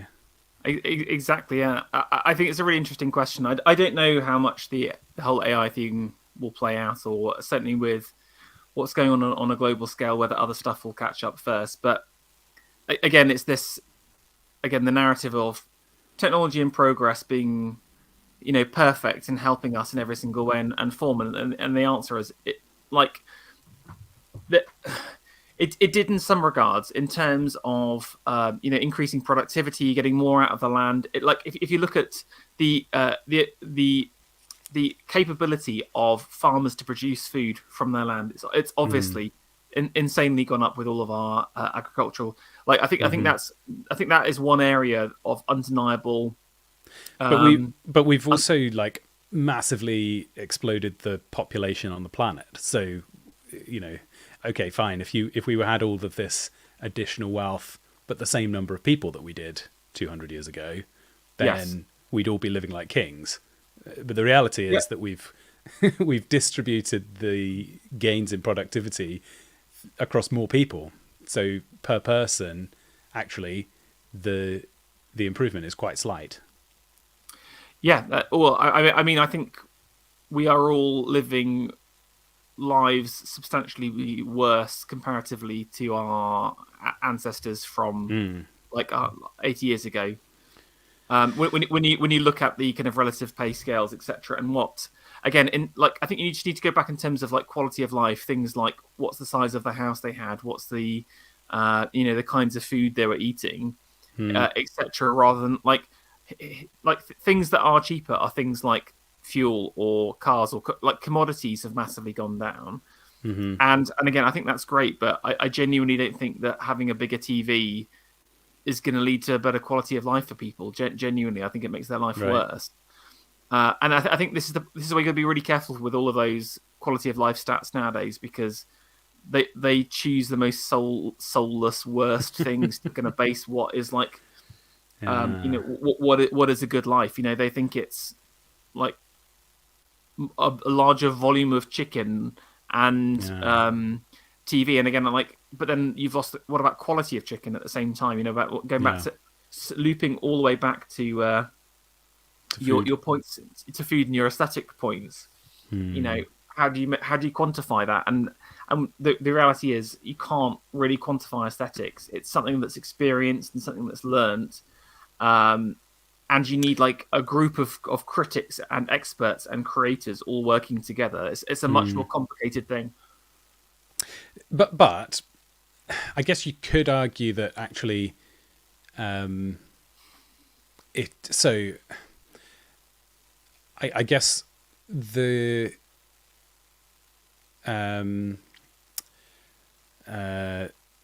sorry, I realize I started a sentence there and then my brain took it to about 4 different places. So I'm trying to pick the most effective direction to go here. But what I was thinking about was, we don't care about line go up, and in some ways we argue that line go down. Are those two things at odds? Are we kind of contradicting ourselves by, on the one hand, saying that we don't care about material conditions, and then on the other hand, complaining about material conditions getting worse? Shouldn't we be able to triumph over the material challenges that we encounter? Now, it's annoying to be lied to, but if you were going to push, it's a bit like in America, there's this whole conversation about whether or not the last election was stolen, and then there's also a conversation about whether or not democracy is the bee's knees. And I'd argue that the discussion about whether or not the election was stolen is kind of irrelevant, really, because even if the election, whether it was or not, there's a more fundamental problem. And so I guess what I'm saying is that us discussing the fact that potentially we are in worse material conditions is a distraction over the real discussion, which should be that everybody's obsessed with material conditions, and we actually should be above that. We should say, I don't really care about whether the quality of the chicken I'm eating is worse or whatever, because I don't, a man's life does not consist in the, quantity of his. You see what I'm saying? I will find the actual Bible verse, but no, I do, and I think one of the reasons why the line go up meme is so effective is that it's a satirization of bean counting, bureaucratic, political economy at the same time. To your point, it's like, we want people to be happier, we want people to live better lives. So, but it's the fact you're even attempting to like quantize things and that be the focus of life is in itself a sort of self-defeating point. When your society has reached a point where you have a department which focuses on getting a line to go up, you've already lost, if that makes sense. You've already lost the spirit that you need to continue. Vingle seems to be having stream buffering issues. I don't suppose there's much we can do about it, even if we are buffering. But Someone in the crowd said to him, "Teacher, tell my brother to divide the inheritance with me." Jesus replied, "Man, who appointed me a judge or an arbiter between you?" Then he said to them, "Watch out, be on your guard against all kinds of greed. Life does not consist in an abundance of possessions." And it also reminds me of, there's a bit of, I think it's Proverbs, might be Ecclesiastes, that says, don't talk about how good things were in the old days. You don't talk sense when you speak this way. So it's something like that. And I feel like these are quite probing and challenging verses for us, because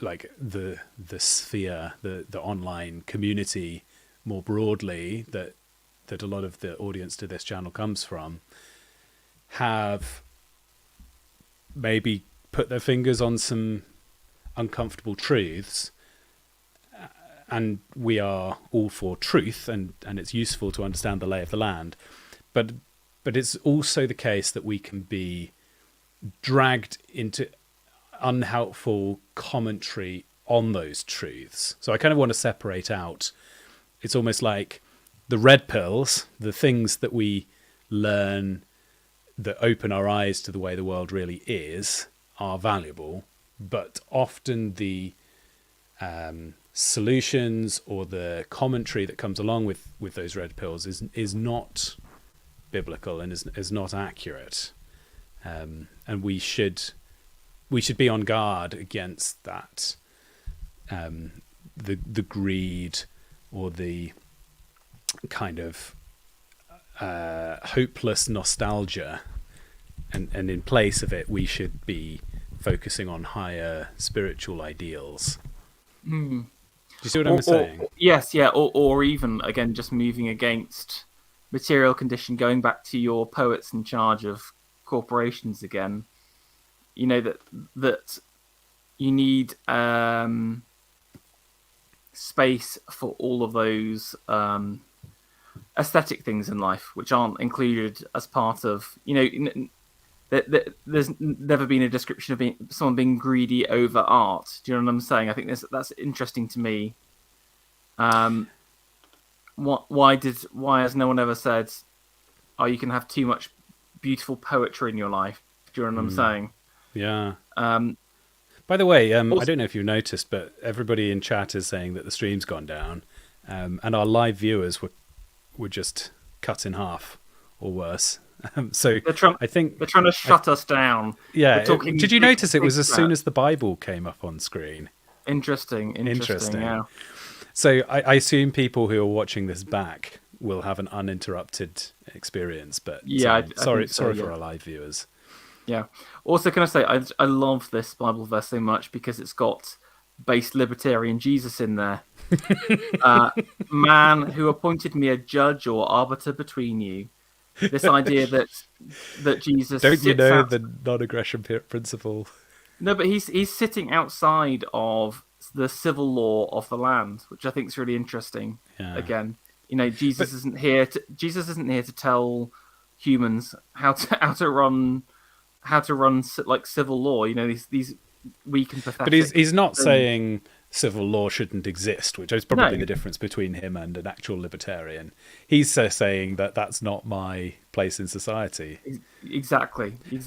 But yes, it is fun. Like if somebody came to him and said, "Can you make me a chair?" He'd say, "Well, I used to be a carpenter, but I'm currently busy doing something else. Sorry." Like he does prioritize and has his he has his mission that he's on, and he's quite clear about what is and isn't in his remit. Yeah, I agree. It's just it's one of the few verses where he talks about his relation to civic life. Like same as the give to Caesar what's Caesar. That kind of stuff. And I think that's also very interesting. Can you imagine let's imagine that this person in the crowd was another time traveler, which has become a bit of a theme in this stream. But if you were like, I've got the opportunity to go back in time, I'm going to go back to Jesus to settle this petty dispute with my brother. And then Lol. you get there, and Jesus just says, No. no, we're not going to settle it. And then, but in some ways, the additional commentary that he puts on, he's not saying that it's wrong for the person to split the inheritance. No. He's saying the heart attitude is wrong.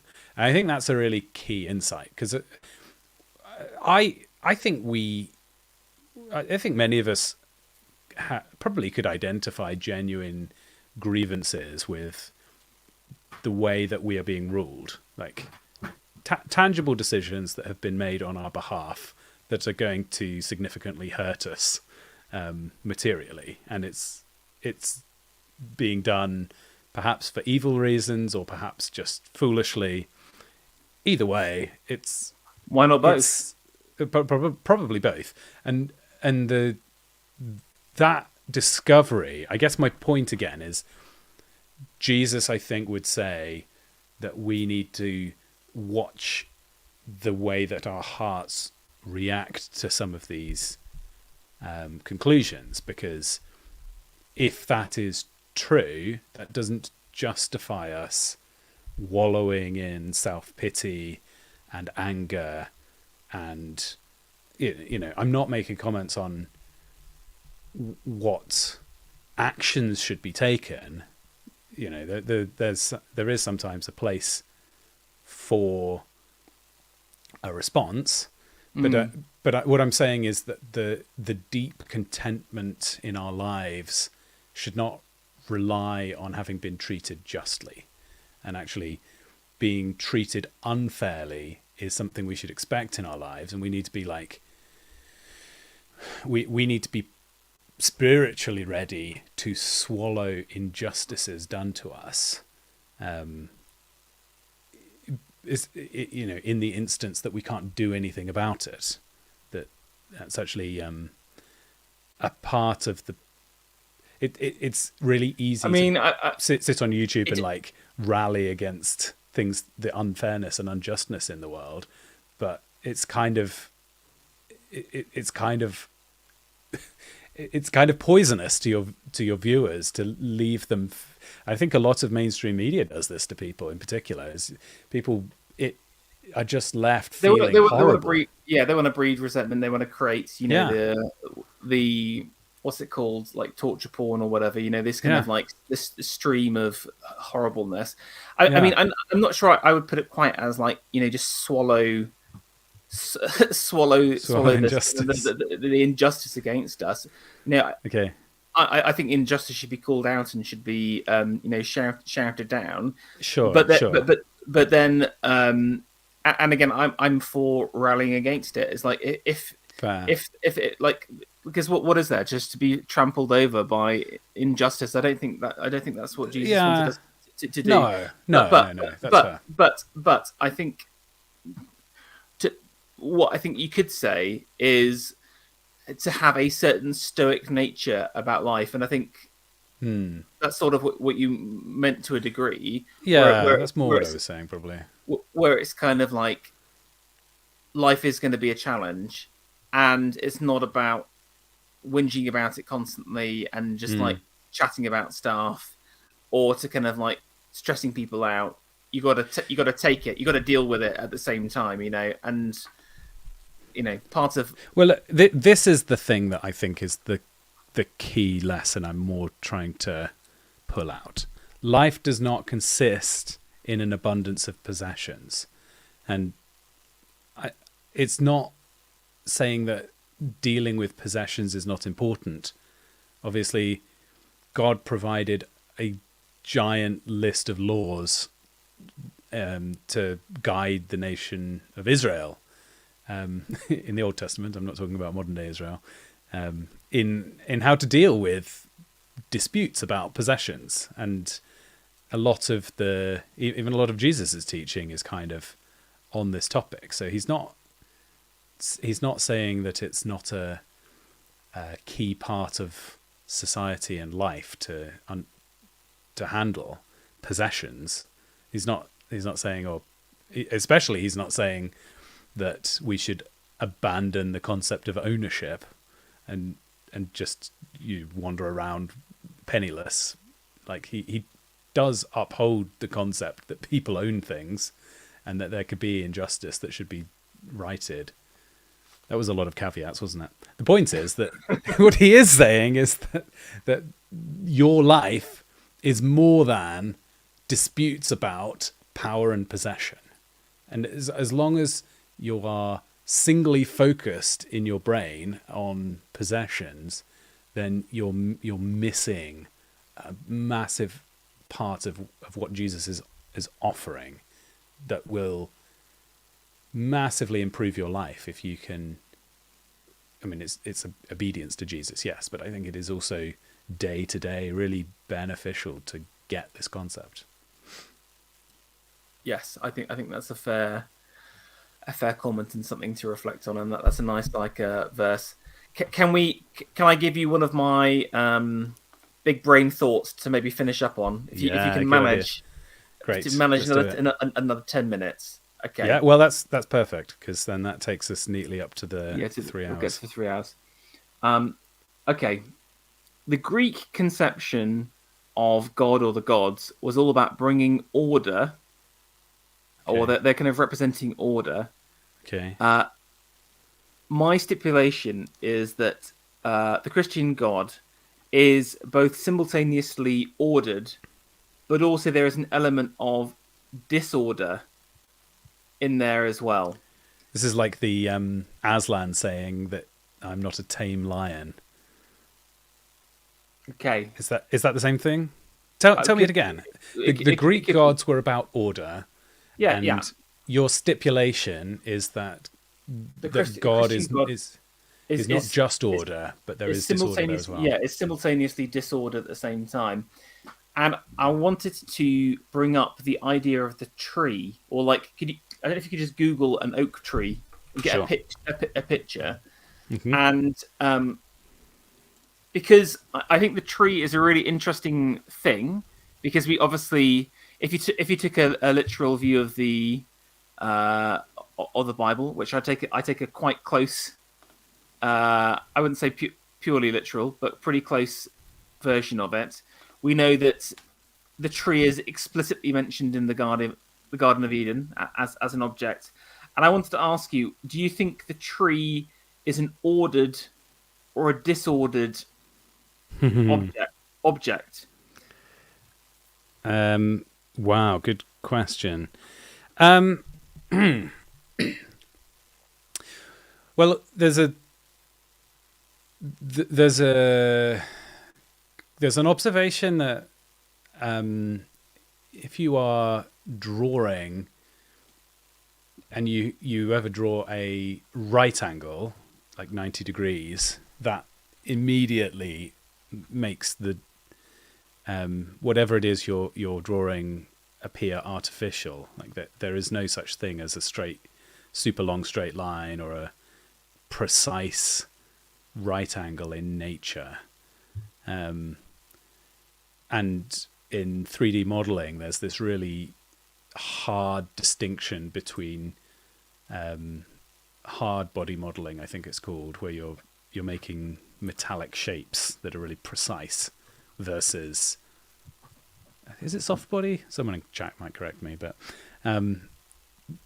natural things. So there's a feeling that a tree is a shape and a system that is kind of has a bit of an emergent property, a bit similar to how like ants build a nest. Like they are, there is an emergence, and emergence necessarily means some order emerging from chaos. So I guess I've sort of given myself time to think in answer to your difficult question here, but I think my conclusion is going to be that a tree is a certain amount of order coming out of chaos. Yeah, and I think that's sort of what I was thinking as well. Because if you think about the kind of archetype of the tree, if you, for example, squint and look at its form, it's a Hmm. rough circle with a stick on the end, right? So you've got the kind of symmetricality of it. Apart from, Yes. the reality is it's not actually symmetrical. And like you said, if you had that purely symmetrical tree, it would look weird. Uh-huh. Then you've obviously got one trunk, which then goes into like several like smaller trunks, right? Yeah. Yeah. And you can see in this case they're kind of symmetrical again, but oh wait, they're not exactly symmetrical. You've got Hmm. branches that reach out all in different directions, but they're all slightly different at the same time. Hmm. Even the leaf itself, you know, we know what. Okay, if I asked you to describe an oak leaf, for Mm. example, you'd know roughly what the shape is. Hmm. But on any one tree, there is no identical oak leaf. They're all ever so slightly different Yeah. in shape and size and form. Yeah. And so the tree for me represents this. There are like layers of disorder and order Mm. trapped together in a single object. Mm. And I guess the question is has the tree been mutated or like post fall. Hmm. For example, again, if you're taking that literal reading the Bible again, Right. animals have Okay. mutated Yes. to eat other animals I see what you mean. in Yeah. a post death environment, Yeah. or or has the tree been like it's always been, and is fundamentally both ordered and disordered at the same time? And if it Mm. is, then that points to God. You know that famous expression, you know, God doesn't play dice. Yes. Albert Einstein, I think he does play dice, but he's also perfectly ordered. And Oof. the tree is the symbol of that. Um, there you go, big brain for That's great. Okay, I've got so many. go on. I've got so many thoughts from this, but yes, um, I, I, do, I think you're getting onto something that's quite deep. Um, so, for example, um, what is it? In the beginning, God created the heavens and the earth. The earth was formless and void, and the Spirit of God hovered over the surface of the deep. So something like that is the like very first few verses of the Bible. Yeah, I hope I've remembered that at least roughly correctly. Um, and then it says, and God said, "Let there be." So you kind of have this little prelude to the creation account where there is a deep that isn't God, and God actually is described with a prepositionally against the deep, and the deep.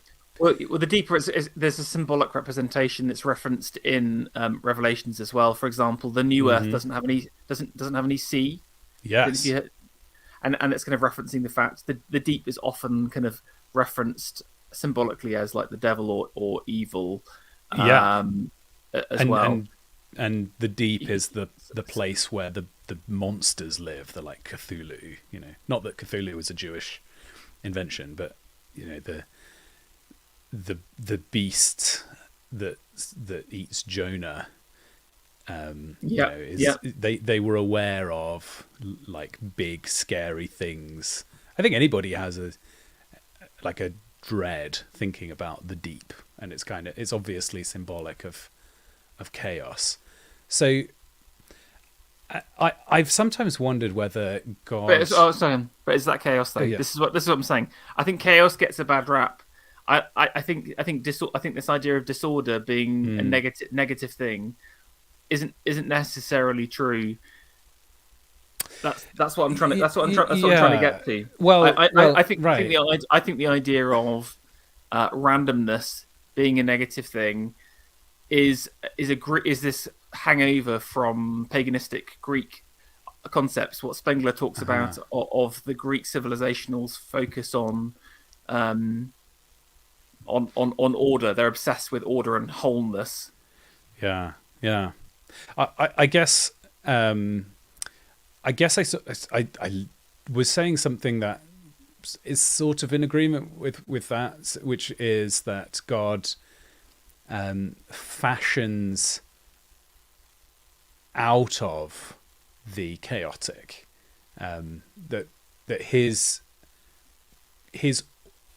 imposition of order within a chaotic framework, that like the chaos that pre-existed is fundamental to that creative act. Oh, 1 second. But is there chaos though beforehand though? Again, I disagree with it. I don't know, and I'm presenting an idea that I've had that I think is also not the standard view. So I think we're both pushing back in slightly different ways against the orthodoxy here. But the kind of standard Christian line for anybody listening who wants to know, like, what is the normal perspective on all this, is that God creates the universe out of nothing. And but that's because to have disorder, you need to have something. So this is my point, that the real enemy is the void, or the privation. That's what Augustine talks about. Evil is the privation, the removal of goodness. Anyway, sorry, carry on. Well, no, I think if you look at the behavior of men, as in humanity in the world, like you have essentially chaos. Let's just, maybe chaos isn't a helpful word in this regard, but I'm describing the lack of order before humans come to cultivate a space, and they build for themselves a place that is controlled. They've dealt with the wild animals, and they've dealt with the lack of heat, or whatever the challenges are of living in a certain area. Yeah, but wait a second though. No. But it's saying that space they've created is simultaneously ordered in the fact that they have, created something out of nothing. But it's also disordered in the fact that, unless you're living in America or revolutionary France, houses are not on a grid system. Every single house is different. Every single person is different. Yes. Every single spear that their spear throwers are engraved in a slightly different way at the same time. Well, and if you build a beautiful, suppose you cut down a tree. Suppose we took this oak tree and made some desks, or cabins, or whatever. The wood grain would be an element of chaos, that you'd have a non-ordered texture on the thing that you made, and it would be unique. That is an improvement. Like, we aesthetically prefer that element of chaos. So I guess the order is not so much, well, but then what I was going to say is, okay, if somebody was to destroy, if you imagine a miscreant in your little village who started burning down the place, it would it's not chaotic though. It would flatten what you'd made, and then naturally all of the evidence of the existence of your village would be like removed. Yeah, it's the nothing. And eventually, but it would be inhabited by the wild animals again, and the trees that you'd cut down, and but at that moment of destruction, though, it's gone from something which is both ordered and disordered to nothing again, and that's it. It's the nihilism. It's the emptiness. Is the real threat. So you kind of have like chaos as the background state. Chaos is zero. Order is positive, and then when you destroy order, you kind of get negative order, which is really hard to conceptualize. I don't believe chaos is the negative state, because I'm not saying chaos is the negative state. I'm saying that it's as the natural state, whatever. Because you're saying that the animals and stuff come back in. But couldn't I also say that isn't there structure and order in the animal world? isn't there a hierarchy of the animals, etc.? You know, there's plenty of places where you can look and say, just like savage. I think savageness isn't pure disorder, and like even I liked your term of a tree being layers of order and chaos, where it's like we conceptualize the tree as a total object, where you said like there's the leaves as a big circle, and then the trunk as like a little stick out the bottom. And then if you zoom in a little bit closer, you then notice the chaos again. I mean, I'm just kind of repeating what you said, really, but you know, the what you thought was a simple like stick turns out to be like pretty random how many individual branches it turns into, and the leaves are not really a circle at all, and the way that the shape deviates from being a sphere doesn't particularly have any order to it. But then when you go in closer again, you'll notice that the individual leaves each leaf is very similar to the other leaves on the tree, to the point where you could pick up a leaf off the floor and identify it as a leaf off of an oak tree. But then, as you say, when you then compare one leaf to another, the chaos shows itself again, and then you can go down to the cellular level, and so it's or the veins on the leaf, for example, they'll all be slightly different. But yeah, it's layers upon layers. But that's an interesting question, though. Again, but is contained disorder true chaos, though? For example, going back to your leaf point, you can't have too much variation, because then you wouldn't identify it as an oak leaf anymore. Do you know what I'm saying? If every single leaf was so disordered, is it contained disorder, or is it? Do you know what I'm saying? And there's this thing you can do with kids to draw a tree, right? Where you tell them to put a blob of paint at the bottom of the paper, and then they get a straw and blow, and the paint will kind of flow up the paper, but it will splinter, and you are using a chaotic process as a part of your artistry. You know who's famous for doing artworks like that? Pollock? No, Hunter Biden. Oh, really? Yeah, he's really famous for doing that. He has loads. Yeah, he's really progressed then. Since, reaching the level of a 3-year-old. This is before the scandals. It was basically a massive like laundering thing. Anyway. Oh, Hunter Biden, not Joe Biden. Yeah, no. It was his naughty son. I see. Well, but I don't know that we are disagreeing. But perhaps we can tease out where we're saying different things. But the chaos, I think, is a. You were saying, you think God does play dice, and I think that's the point of agreement between us. Like that, yes. I'm saying, in fact, I've sometimes thought that God also has human action as a.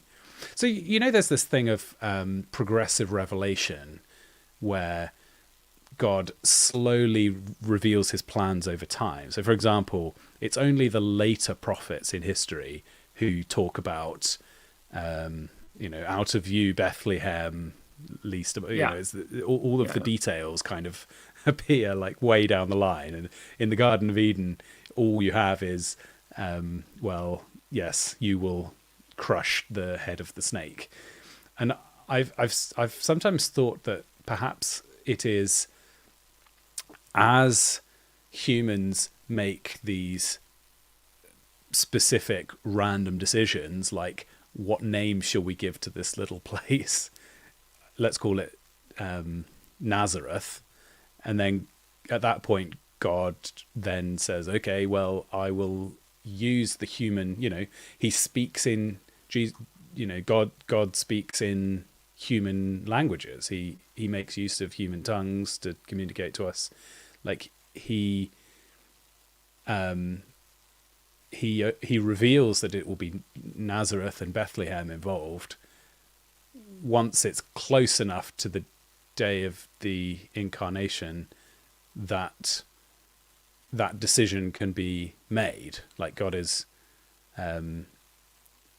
God is not only using random processes in creation, but also throughout history, that his plans, much like how you could say that an oak tree has a form, an abstract oak tree has like we've talked about, the trunk and then the leaves, and yet any specific oak tree is like an instantiation of that abstract form.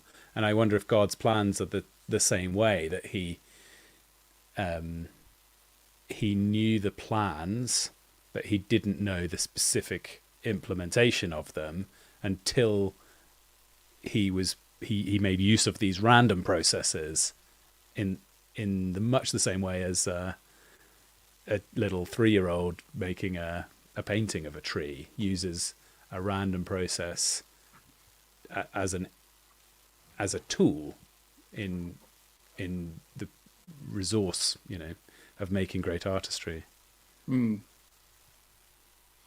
But that's where we agree. I still think there's something that we were disagreeing on. I guess it's the question of whether chaos is inherently bad or evil. And does that fill does that fill the gap? Because again, if you we're not going back to the kind of the Greek perspective. Greek creation tale says in the beginning there was chaos and the gods brought order to chaos. While like I said, in the biblical view, it's nothingness. So this idea of nothing or the privation being true evil, and I'm trying to rehabilitate randomness. I'm trying to rehabilitate chaos. That's. But maybe we should leave it at that though. Yeah. I think we've probably we can leave the audience to mull this one over. I just think that if you have a box full of Lego that is all jumbled up, and then you get it out and you're going to use it and you build something really cool, the fact that the chaos was jumbled isn't bad. And in fact, you might decide to build something unique because you pick out the first few bricks, and that kind of sets your imagination going. Whereas if they had all been in the box in a set or all ordered, you would have been more mentally constrained. And yet, if your little kid comes along and knocks over the Lego house and returns it to chaos, the order has been removed. Like there's a layer of you talked about layers of chaos and order. The layer of order has been destroyed, which maybe is the privation that you're talking about. Sorry, I'm just thinking this through out loud. I'm going to have to go and muse on this in my own time. I think you're right. This is it, and it's only can I say it's only elite listeners of the Fireside Chat get access to the big brain questions at the end. If you're listening now, leave a comment, like and subscribe. You are an elite listener for surviving 3 hours of random rambling. Especially, I feel like I'd like to see that this is the true sign of an elite Lambda Bible Studies viewer. I want to see a comment under the video with a take on order versus chaos. I want to see like a good mini paragraph. What's your view? Like how it is? I guess is this the fundamental question, right? Chaos. Good, bad, or moral? Is it all bad? Is it all bad? Yeah, exactly.